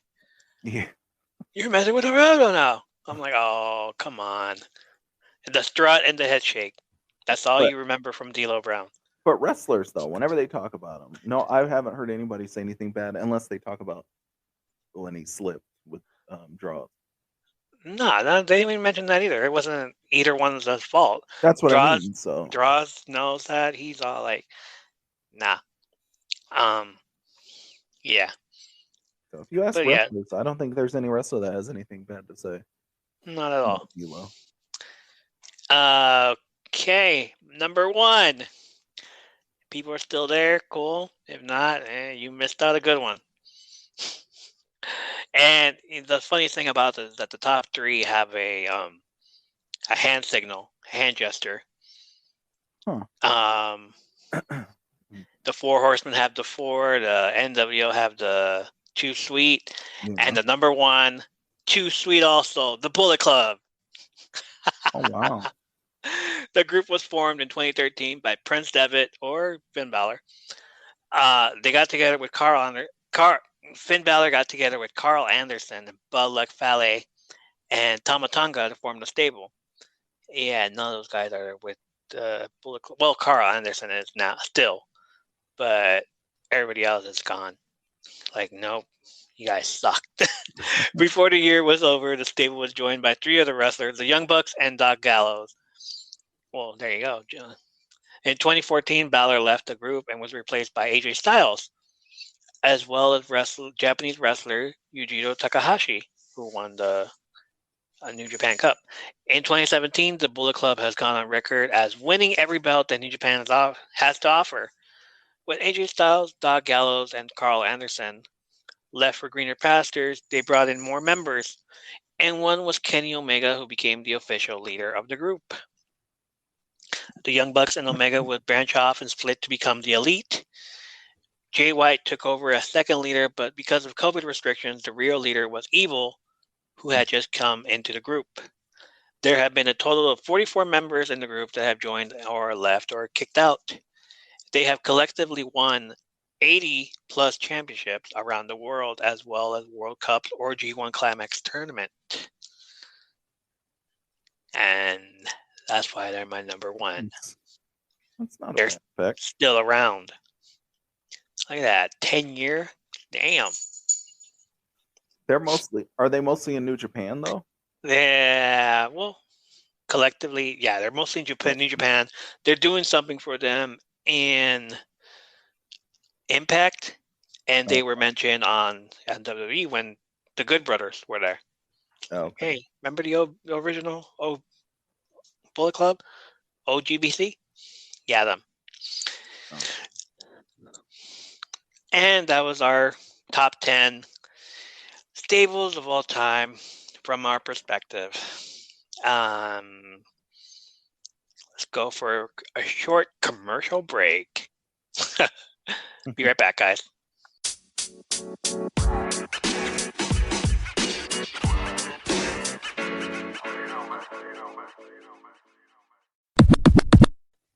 Welcome back. It's time for that WrestleMania Rewind, where we bring up our old WrestleMania moments and talk about it on the air. This week, we are headed to WrestleMania 7. During the show, we will be stating additional facts that you may or may not have known already that we just happened to come across on the web over the years. At times, we will discuss what happened afterwards to either the feud or the wrestler throughout the year. After we discuss the WrestleMania and its moments, we will rate it by the card, the roster, what impact did it have on pop culture, and is it rewatchable by giving it a unique rating system such as the how many videotapes out of 10 would we give it, and will we take it with us to school to have our friends watch it during a free class or an elective. It's our last episode of this. Let's go. All right. WrestleMania 7, where was it? Los Angeles. Home of the stars, the movie stars. Yeah, Hollywood. March Arena. March 24, 1991, Los Angeles Memorial Sports Arena. WrestleMania 7 was originally scheduled to be held on March 24, 91 in Los Angeles, California at the Los Angeles Memorial Coliseum. But the WWF decided to move the event to Los Angeles Memorial Sports Arena. I wonder why. I'd always heard that they didn't want people to, because the other one was an open arena and they were worried about Sergeant Slaughter at the time. Sergeant Slaughter, what because do you know? He was being an Iraqi guy, I guess, during the war, which is believable. Yeah. But they later on did WrestleMania 9 outside, but there was no war going on, and nobody was like teaming with like he's my country that we hate. Japan, just some guy. I think they said they got threats though. They did get threats, but they claimed they got threats. Other people claimed because they didn't sell enough tickets, so they had to move it. Well, you have to remember that they were doing Desert Storm at the time, though. Yeah, and the fact, it's like believable that Sergeant Slaughter siding with the enemy, being a traitor, someone would come in there and snipe him. Yeah, not at the time. I just think I wasn't around at the time, but it's believable anyway. I don't know. I wasn't, like you said, I wouldn't know. Sure, it's believable. This was the first WrestleMania not to feature Jesse Ventura as a color commentator. I miss him already. Gorilla Monsoon hosted the event with Bobby Heenan, my favorite team. Good, yeah. When Heenan had to manage at ringside in the opening match, and again during Mr. Perfect's Intercontinental Heavyweight Championship defense, Monsoon was joined on the commentary by Jim Duggan and Lord Halford Hayes, respectively. In addition, Regis Philbin helped with commentary on the main event, while Alex Trebek served as the ring announcer. And the artist backstage too. They did. The artist for promotional posters, renowned illustrator painter Joe Jusko, known mainly for his work within the comic book industry, such as Marvel, DC, the 1991 Marvel Masterpiece trading cards, and some awesome Vampirella comic books. Sir, if you draw Vampirella, you are a legend in my book. How do you? Well, damn. All right. Willie Nelson sang the American the Beautiful anthem. Thank you, Willie. Yeah, hopefully they didn't, luckily they didn't have the wellness policy back then for. Yeah, the entertainer, great. Like, you don't work for us, but hey, that's not gonna work for us, brother. First match of the night, your boys, the Rockers, defeated Haku and Barbarian with Bobby Heenan. Which They should have, but You really think they shouldn't have? I don't think they should have. It was a good 10-minute match. Yeah. Good opener, you know. I would have liked it if Haku and Barbarian won, but it was for the kids. It was for the There's one kids. for the kids. Okay. Well, yeah. I understand because 1991 was a bad year for the Barbarian. As this whole year, he would eventually lose all the matches. The only good high-profile match he had this year was against British Bulldog at the Battle Royal at Albert Hall. Due to the loss at WrestleMania, Haku went back to being solo, tried facing the returning Ricky Steamboat on house shows. In the summer of 91, he appeared in Japan for Super World of Sports for a join at WWF's SWS Forbidden Door type of card. And there's going to be a lot of mention of the Super World of Sports on this episode. So there's that. And it was the beginning of the end for the Rockers, Marty Jannetty and Shawn Michaels, which I know you loved. In the middle of the year, they just completely hated each other behind the scenes. In May, they got into a legit fight that was instigated by Roddy Piper, of all people, of course. That's not surprising. Both were drunk, and Piper came into the group and told Michaels he would one day become a big star. I would see it, yeah. Yeah, he was right. Jannetty took this as an insult and told Michaels to go outside with him so they can fight. Remember, they're both drunk. Michaels tried to ignore him, but Jannetty, who didn't take no for an answer, that's not a good thing, man. That's a very toxic trait of you. Maybe you shouldn't do that. Take no for an answer. Well, now, He attacked Michaels in front of everyone. Oh, wow. Michaels passed out. Way to go, Michaels. Jeez. No wonder you don't have a smile. He was just playing possum. He was just playing possum. Michaels passed out and didn't come through until the next day. What? Police came to arrest Jannetty, but Randy Savage intervened and told the cops that it was part of the storyline, faking kayfabe. Nice. Like, oh yeah, don't worry about it. He's just sleeping over there. What time is he gonna wake up? He's drunk, passed out. Come on. Oh, wow, he's faking it. Crazy. This was the first time that Michaels has ever lost a smile in WWE history. He almost quit the company. This led to the December taping of breaking up the tag team and Michaels going solo for good because he didn't like Jannetty. Nobody liked Jannetty. I liked him back then. As a tag team, then like that happened. As a tag team, no, not solo. Not solo. Yeah, that's fine. Match number 2, Texas Tornado defeated Dino Bravo in 3 minutes. Which I like. I was big of the Texas Tornado. I always thought he was Ultimate Warrior without makeup, though. Yeah, I could see it. Looks similar. Like if he would have put the makeup on him, they had a very similar build. I didn't know who Kerry Von Erich was at the time. I didn't know him. Texas Tornado, like another guy that looks like that guy? What the hell? Okay, sure. Why? Why have two guys look similar? Although I think later on, didn't they start calling him that? Like not when they call him Kerry Von. Yeah, they did. Maybe not Von Erich. They definitely mentioned. No, they did. They mentioned the Kerry Von Erich family and everything. Okay. Kerry Von Erich would be heavily pushed through the summer of '91. They would never mention his past accomplishments, but did acknowledge him as a veteran superstar who didn't have anything to prove to anyone. Sure, okay, because he has a family. He was defeated by the Warlord at SummerSlam. There goes your push. Wow. In October, he renewed his old rivalry, and lost several times against Ric Flair in the UK tour. He suffered his first squash loss in November against The Undertaker in 4 minutes. Damn. Oh, wow. Well, he did defeat Dino Bravo in 3 minutes, so. Yeah, you got to pay it back. Pay it forward, I guess. His last match was at the next year's Royal Rumble, and we never hear from him again. Rest in peace, Kerry Von Erich. Yeah, that was. It was like I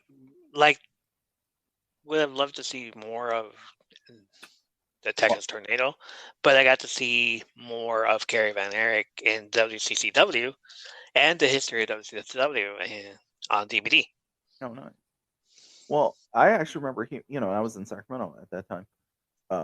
On the news, they mentioned it, which was surprising because you hear about WWE or WWF and like pro wrestling on outside of their own little universe. So, it was 1991. I was out of the country at the time. Oh, really? Hear about it more on the Origins episode, Story Back. Yeah, it's in the podcast. Okay. Oh, yeah, it was in 1991. I was out of the country. I'll bring some more. He died in 92, though. Yeah. Yeah. Oh, yeah, that's right. And then, I was still out. I didn't come back to like SummerSlam 92. Oh, okay. It's the only time I remember coming back to the United States because, hey, SummerSlam 92 happened. Oh. What? Wrestling's still around? Cool, let's go. Oh, wow. Match number 4, or whatever match is next. The British Bulldog defeated the Warlord, Slick as his manager. There really is nothing to say about these two because and it was they didn't do much later in the year either. The Warlord got released. British Bulldog is still British Bulldogging, I guess. He didn't do much until 1992 also. That's when Winston the dog? Was Winston the dog? Winston the dog, yeah. Or was it? Yeah, was it Winston? Forgot all about it. Thought it was a girl dog. No. I don't remember. The Nasty Boys defeated the Hart Foundation. Which I wasn't happy about back then. Still not happy about it, actually, but definitely not happy about it back then. Nobody was. After this. I never understood why Jimmy Hart would not be teamed with the Hart Foundation. Right. He betrayed them. He's a Hart also. Oh. Okay. Here's for the WWF Tag Team Championship. The Nasties had come to the WWF late in December of 1990 to nasticize the company. Okay. I really hated this tag team from the jump, even when they turned faces. I would always cringe at the start. No, I didn't hate it. Even when they turned faces, I would always cringe at the thought of one of them taking their opponent's face and rubbing it into the other's nasty armpits after having a long match. Yeah. Like, oh man, come on. Do I really need to see this? And then go turn around and do it at school. Like, come here and put your face in here. Never happened. I saw someone do it, but I never did it. Freaking bullies. They held the tag team titles until SummerSlam of 91 when they were defeated by the Legion of Doom, or the Road Warriors as they were called everywhere else. They feuded with the Rockers and the Bushwhackers up until Survivor Series when they teamed up with the Beverly Brothers. Remember those guys? Of course. This was the end of the Hart Foundation era up until 1997 when they were reunited. They split up and Neidhart went and became a commentator with Gorilla Monsoon and Bobby Heenan. They are part of the Bobby Heenan revealing the WCW World Heavyweight Championship belt on TV and introducing the WWE Universe to Ric Flair, the real champion. And then Neidhart does his usual stroke his beard. Yeah. Grab his beard. My God. And then looking at each other. So annoying. But, it happened. Neidhart went back to tag team action when he teamed up with Owen Hart in late 91 in December as the New Hart Foundation. The New Foundation, not the New Hart Foundation. He was fired in early 92 after refusing to take a drug test. Oh, well. We all know about those surprise drug tests at work. Yeah, you want to fire? You want to quit? Yeah. Quit. I'll quit. And throwing a monitor backstage. Fuck this. I don't need to take a drug test. I'm a Neidhart. No, you're not a Hart. You're a Neidhart. Bret Hart got a massive push and drove that push to SummerSlam when he defeated Mr. Perfect for the Intercontinental Championship. He won the first ever non-televised, non-pay-per-view 1991 King of the Ring and defeated Skinner in his first IC title defense at the Tuesday in Texas pay-per-view. Speaking of non-televised first ever matches, he was also involved in the first ever non-televised non-pay-per-view ladder match against Shawn Michaels with the belt suspended up into the air. So always making history. Hey, so technically HBK is really 1 win and 2 losses in ladder matches. Yeah, I can talk about that though. Oh yeah, let's not talk about that. Next on the card, Jake Roberts defeated Rick Martel in a blindfold match, which went on too long. It should have just been a short match, but okay. Gimmick match, important at the time. It was entertaining. No relevance. No relevance, just entertaining. It's entertainment, damn it. Entertainment.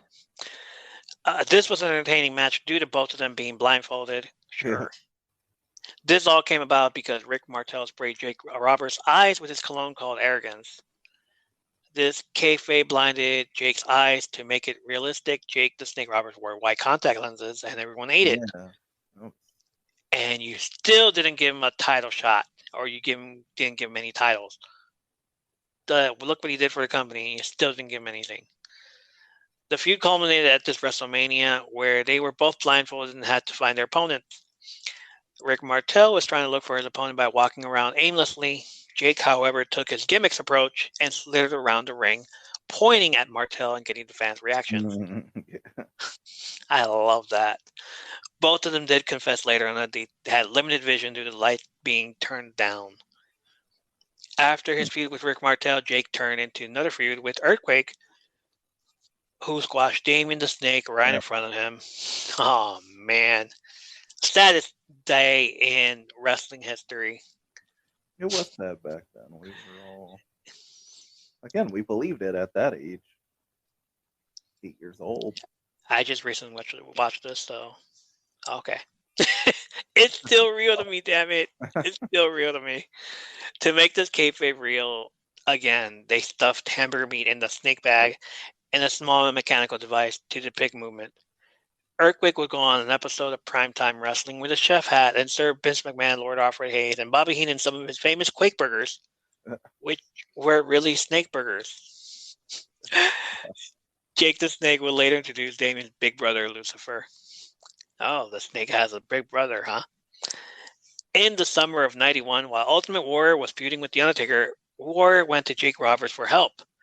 Jake would tell Warrior that he needed to pass 3 tests in order to defeat the Dark Side and The Undertaker. Ooh. The first one would be Warrior needed to be locked inside a coffin. The second one is he needed to be buried alive in dirt. And the third test is to walk inside a room full of snakes to reach a chest containing the answer.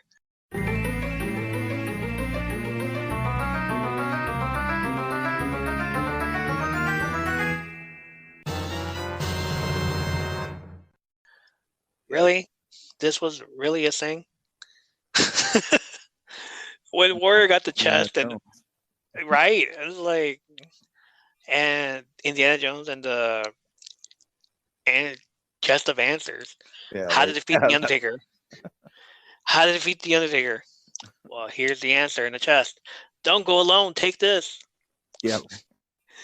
When Warrior got to the chest and opened it, he was attacked by a King Cobra, to which Jake the Snake, the Undertaker, and the manager Paul Bear came out, and Jake exclaimed, "Never trust a snake." That's true. Thus, finally turning heel.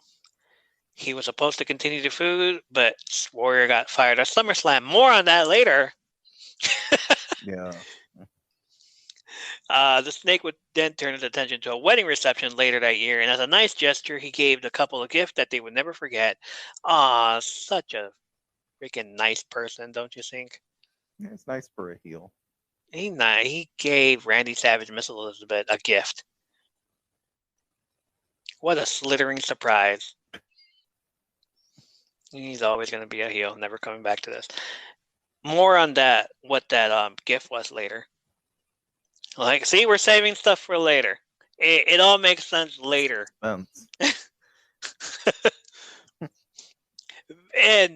the biggest squash match ever, The Undertaker defeated Jimmy Snuka. Oh, yeah. And I don't know, what was that for? What was the...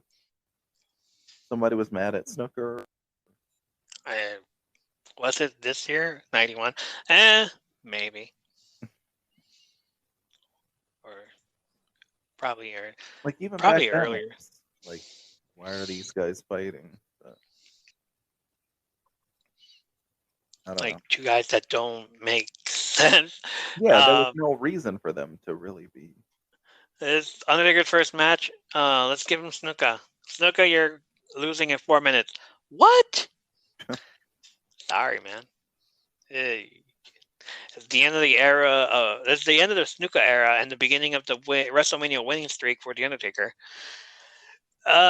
Taker would then set his sights on the Ultimate Warrior, basically defeating everyone from the old generation. He mainly did.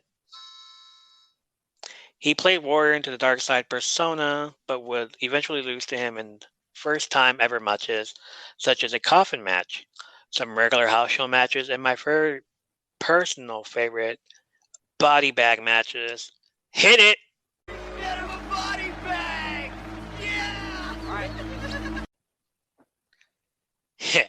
He quickly rose to the top and defeated Hulk Hogan for the WWF Championship at Survivor Series, with help from Ric Flair becoming the first youngest WWE champion at 26 years old, a record which would later be broken by Yokozuna in 1993. And another record would be broken later on. 2004. Hey, there you go. Due to Taker winning the... Oh, go ahead. Yeah? Oh, okay. Due to Taker winning the belt in controversial fashion, WWF kayfabe president Jack Tunney ordered a rematch between the two at the Tuesday in Texas pay-per-view in December, which Hogan won via controversy. Due to this, Jack Tunney vacated the belt, and the WWF was held without a champion until the Royal Rumble 1992, which Ric Flair won. The greatest night in the history of his life. Oh, of his life. Yeah, the greatest night of his life.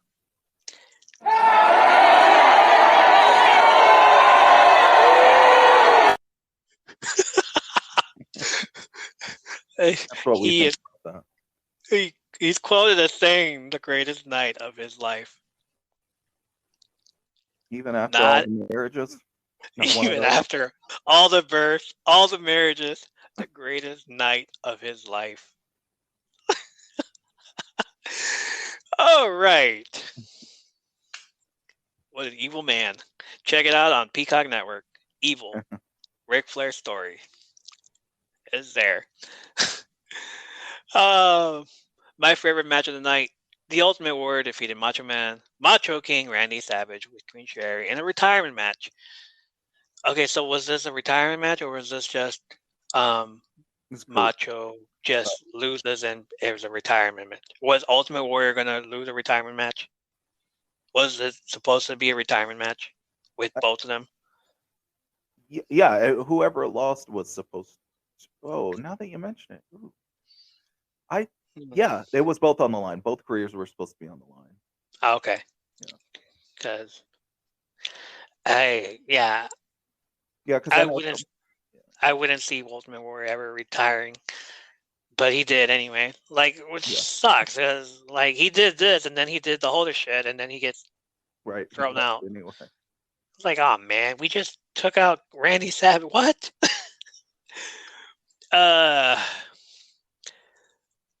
It was an awesome match. I really loved this one because it just fucking nail in the coffin for both of them. It's like at the time I was like, oh my goodness. Oh, yeah. I know who Macho Man was, and then Ultimate Warrior is like, oh, well, he's the guy that defeated Hulk Hogan last year.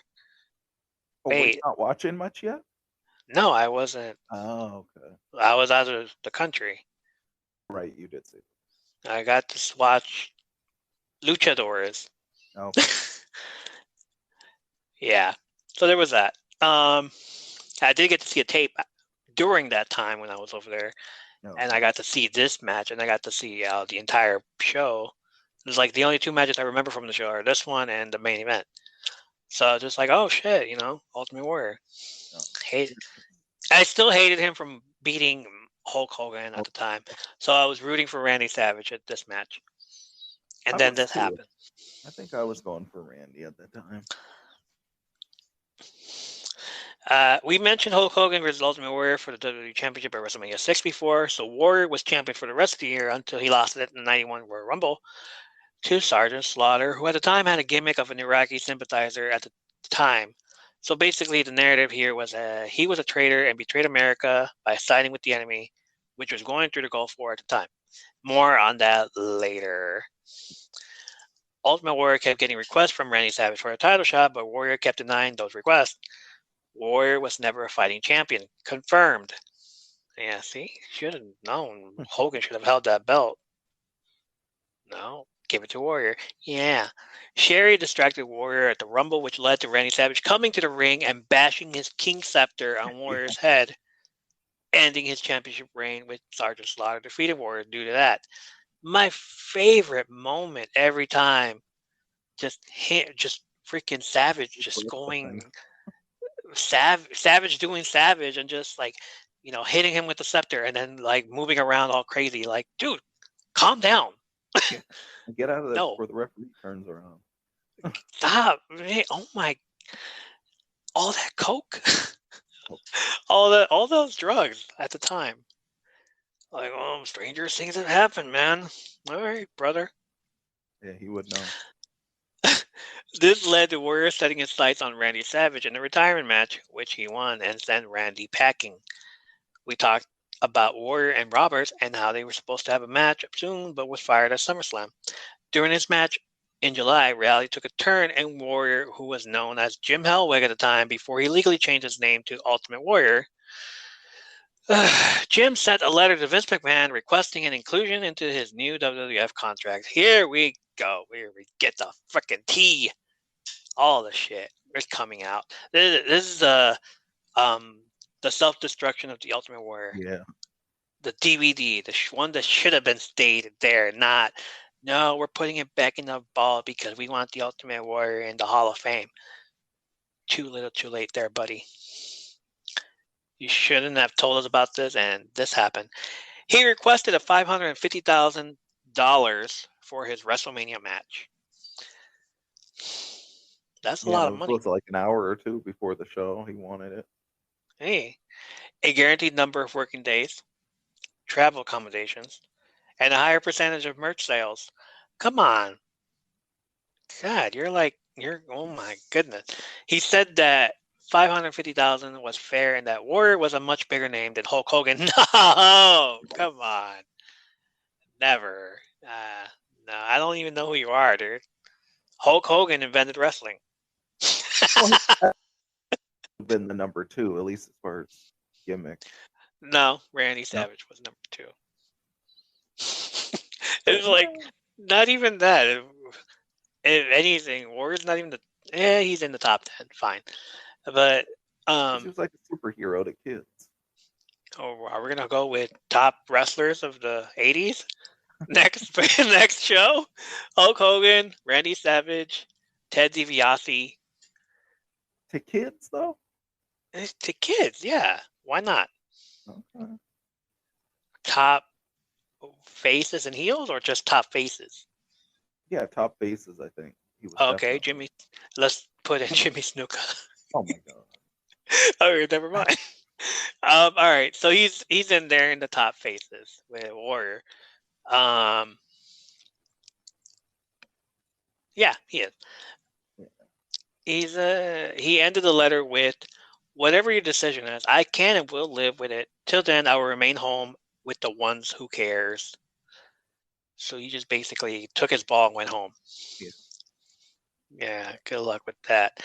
The WWF responded a week later and agreed to his $550,000 for WrestleMania 7, a higher royalty rate, and promising no other performer would be paid no more than him on WWF pay-per-views.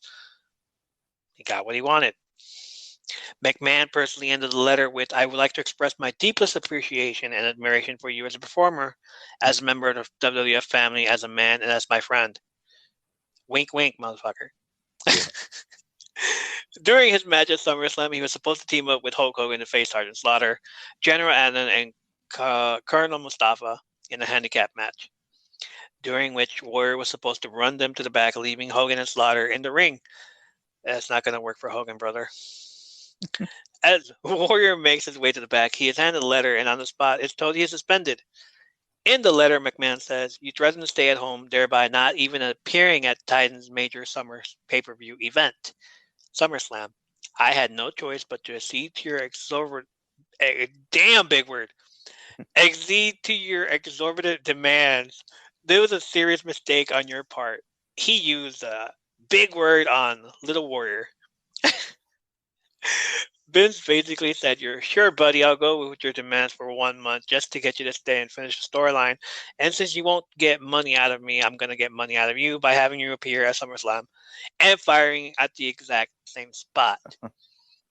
This led to a lot of legal battles between the two, where Warrior sent a letter of resignation, but the company sent a letter back saying they owned his ass until September of '92. It's like, that's not how this works, dude. You want to play hardball with us? We're going to play it back. That's funny. Randy Savage retired, and you thought it would be the end of that. No, he was betrayed by Queen Sherry after the match, which caused Miss Elizabeth, Randy's wife, to come out of the crowd and take out Sherry. Randy got up after his vicious beatdown and saw that Elizabeth aided him in his troubles, to which we now get the very famous crowd reaction of people crying because Savage turning somewhat face. Oh. It's a voyage. Oh, match made in heaven. Oh. I say somewhat face because he then takes the jab. It takes a job as commentator with Vince McMahon, and it's kind of a heel commentator. Well, he's a dick still. Oh, in the beginning you was. And he's still a dick, but hey, I love Elizabeth. His storyline with Miss Elizabeth continued as he got down on one knee and proposed to her in one of the most parody proposals of all time. Will you marry me? John Morrison did it to Taya Valkyrie on an episode of Lucha Underground a few years back. Still to this day, they still do that. They would eventually kayfabe wed at SummerSlam because they're already married. They're married. Why? Oh. Were they having trouble at this time? Oh, you guys are having trouble? Let's get you back on the horse and marry you guys. Yeah, renew your vows. Renew your vows. It'll work. In what is called a match made in heaven. During the reception, they open a box with a live King Cobra inside. I wonder who gave him that. Which ended up being a prank joke by Jake the Snake Roberts and The Undertaker. That's not a joke. Oh, stranger things have happened here, man. Weeks later, Jake Roberts would bait Randy Savage to get in the ring with him. Savage, who was still retired and doing commentary, finally agreed and went to the ring to confront Jake, but was attacked and trapped on the ring ropes, to which Jake grabbed the King Cobra and made him bite Randy's arm. Best thing ever. Savage urged fans and Jack Tunney to reinstate him to face Jake Roberts, to which he finally did and ended up fighting at the Tuesday in Texas pay-per-view in December. Oh, that was the best thing ever. Stranger things have happened here, man. Like, I love when Jake tells this story. It's always funny because he does his impersonation too. And when Jake Roberts does a Randy Savage impersonation, it's like, yeah, that's how he sounds.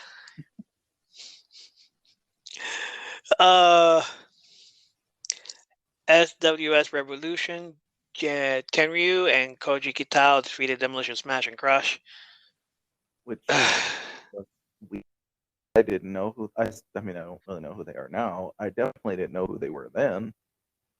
Right, just two Japanese guys showing up, man. What's Super World of Sports? It's the Forbidden Door. Yeah, and which we said earlier we would talk about this. And here's the part where we talk about in the middle of a show. And why is this not in the beginning of the show? Yeah, really. Yeah, I had no idea. Like the 1, 2, 3, 4 matches, 5 matches before the main event, and they all suck. All right, let's see. Tenryu and Kitao were wrestlers from Super World of Sports and known as a big stable called the Revolution. They came to WWF as a Forbidden Door entrant. After the showdown with Demolition, they went back to Japan for another SWS show with another sumo-turned wrestler who was supposed to wrestle, Earthquake. Kitao was booked to lose his match, but broke kayfabe and started to legit kick John Tenta, Earthquake, who tried to gouge his eyes out, didn't sell any of Quake's attacks, and stalled the match. Oh my gosh. Knowing that Quake wasn't going to let this go, Katal kicked the referee into place, grabbed the mic, and told everyone that wrestling was fake. Oh. Where's the booze? Let's give this guy the booze.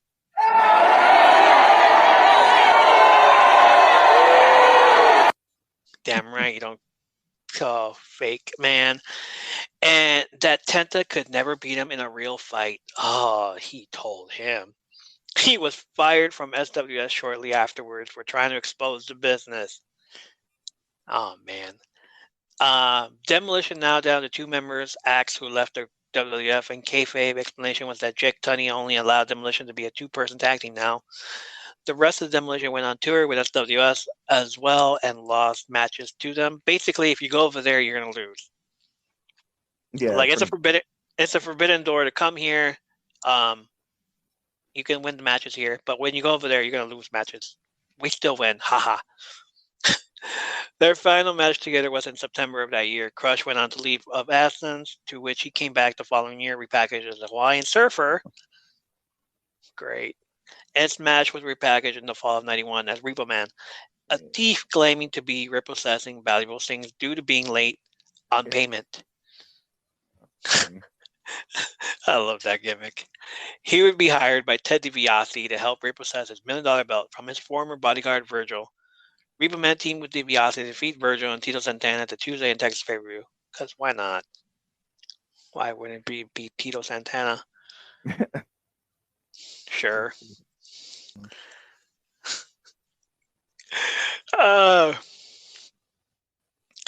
Big Boss Man defeated Mr. Perfect via DQ for the Intercontinental Championship. Well, Mr. Perfect still Intercontinental Champion. Which I was not happy about. Yeah, it was by DQ.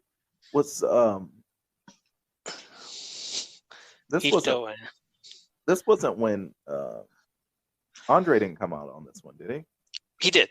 He did. That's what. Okay. Yeah.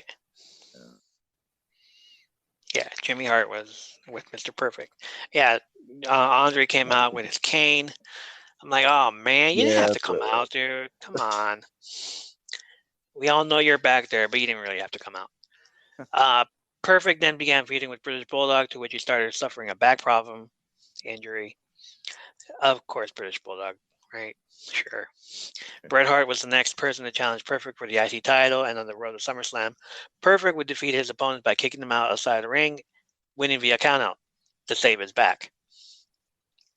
Like, he wanted to have an actual perfect match with Bret Hart, so he would rehab and just like, nah, we're gonna do this. We're gonna throw you out. I'm gonna win like that, and then SummerSlam would go and like have an awesome match. He was then lose the belt to Bret and retired the next few months due to a broken tailbone and bulged disc. He spent the rest of the year recovering from his injury and becoming the executive consultant to Ric Flair, and then come back for WrestleMania 9. Or actually 92 Survivor Series? Yeah, Survivor Series 92. Oh, wow. I'll watch that one again. Again, another match that should have been at the top. Earthquake defeated Greg Valentine. Yeah. Come on. Yeah, why? They're so horrible. Later in 91, Earthquake formed a tag team with Typhoon and called himself the Natural Disasters. Tugboat. Hey! And they would eventually feud with... Oh, my God. And they would eventually feud with LOD over the tag team belt.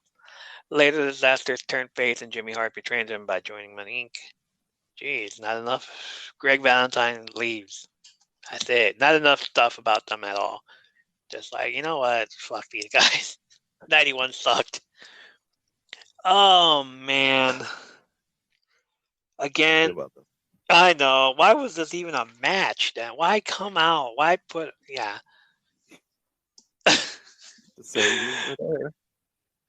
Legion of Doom defeated Power and Glory, Hercules and Power Roma in 59 seconds. Why? Yeah, and I like Power and Glory back. Right, and then they just tell Hercules, you're going to job for the next 2 WrestleManias. And to Legion of Doom. I get, push Legion of Doom, but 59 seconds towards the end of the show. Right. Yeah, why even do that? Why even have a match? Just put him in the dark match. That would be fine. Right. At SummerSlam, LOD would defeat the Nasty Boys for the WWE Tag Team Championship, becoming the only team to win tag belts in all three promotions at the time: WWE, WCW, and AWA.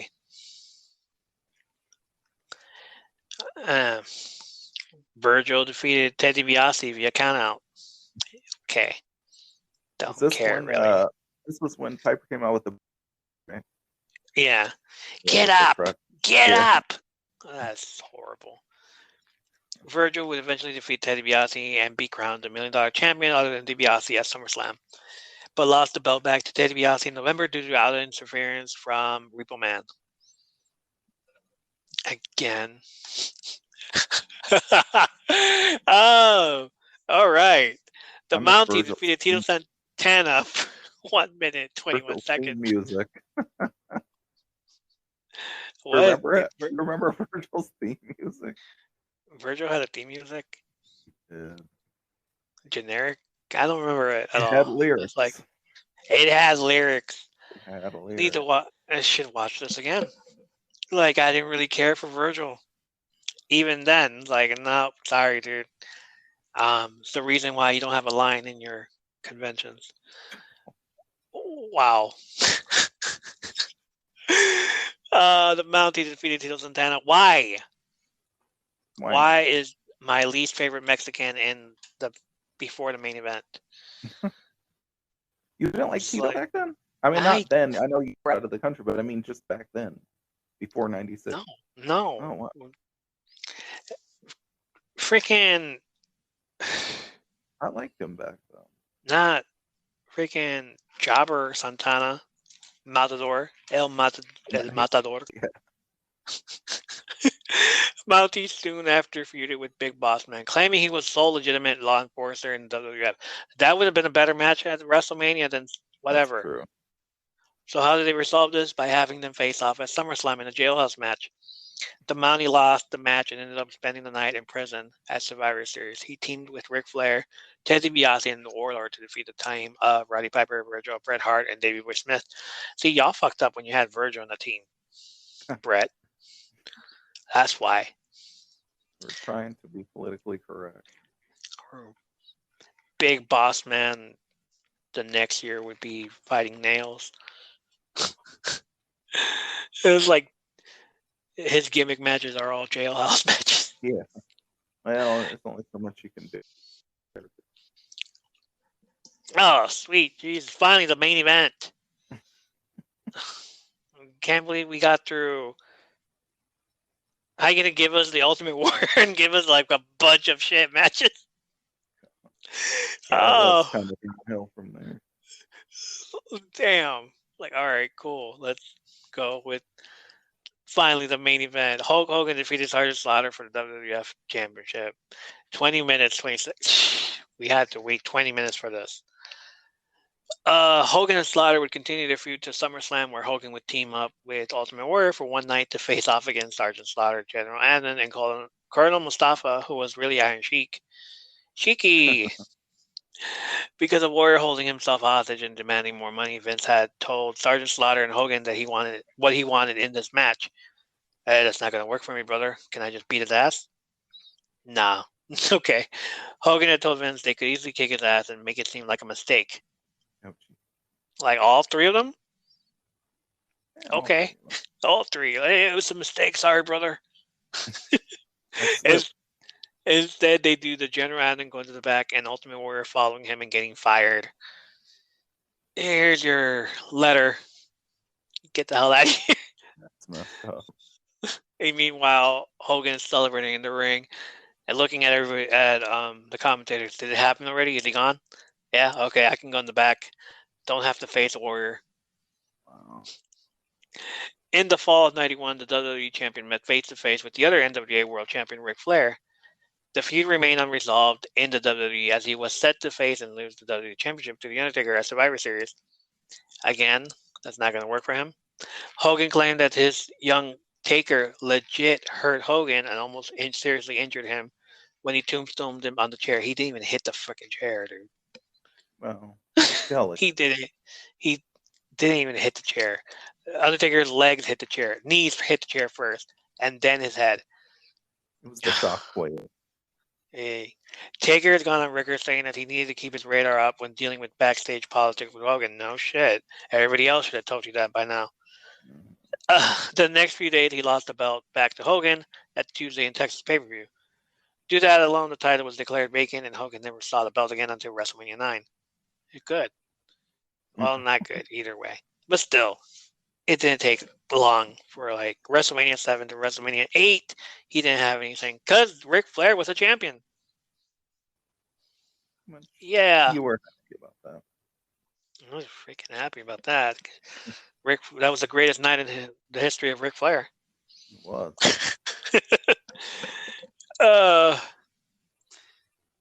Okay, that's the pay-per-view. That's WrestleMania for you. Card.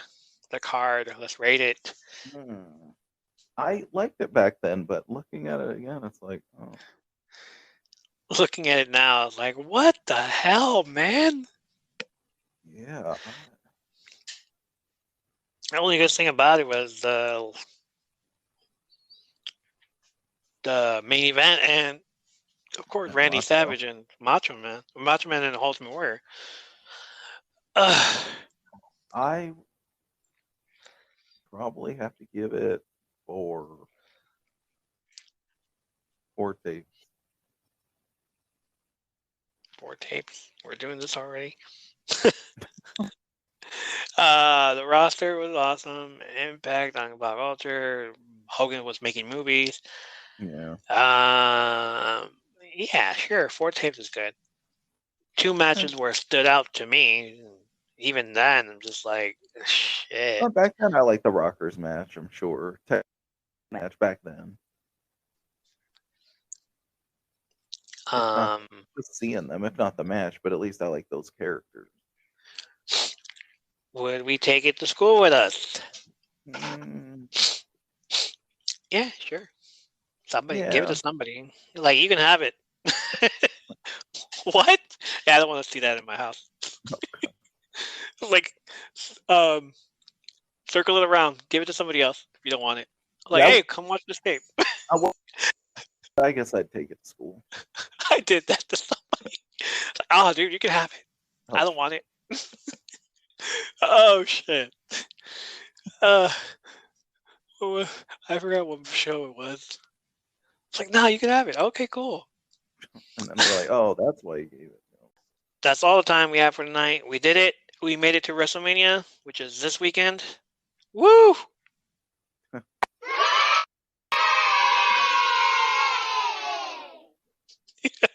We would try to cover WrestleMania weekend, so keep an ear open for possible episodes on Saturday or Sunday for everything that happened at the Hall of Fame and WrestleMania Night 1 and Night 2. If not, we can always go back to Monday night, which we'll be discussing Night 2 of WrestleMania and everything else we may have missed.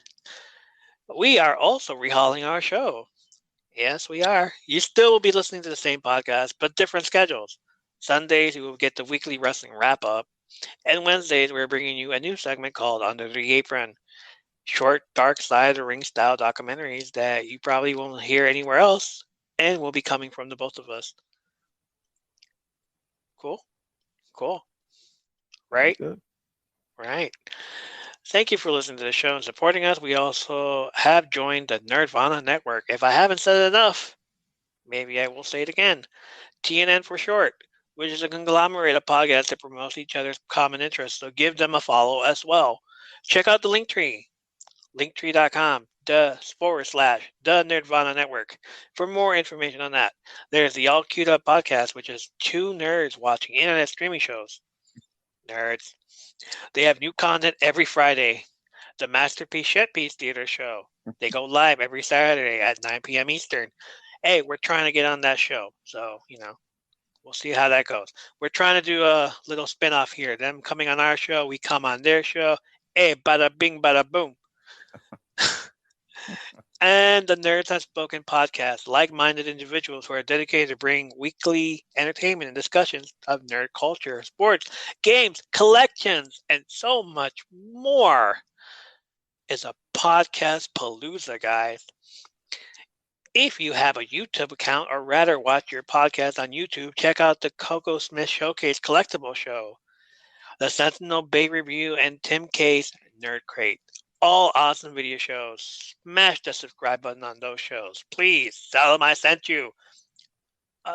Post a comment on their shows. Say Ernie from All Things Wrestling Podcast sent us here. We will freaking give you a shout out on the next episode. Do it. Follow us on Twitter at all_things_pod. Follow me on Twitter at $1,000,000geek. Listen to us on Spotify, on our Anchor at All Things Wrestling. Check us out on Facebook groups at All Things Wrestling with the same logo. Check us out on YouTube and smash that subscribe button. Smash it for good. See that? I'm smashing that subscribe button. Follow us on Instagram for more wrestling content. Thank you for supporting our content and giving us a listen. Until next time, WrestleMania weekend. Let's go. All right. Cool. We're good. See you guys next time. See you next time.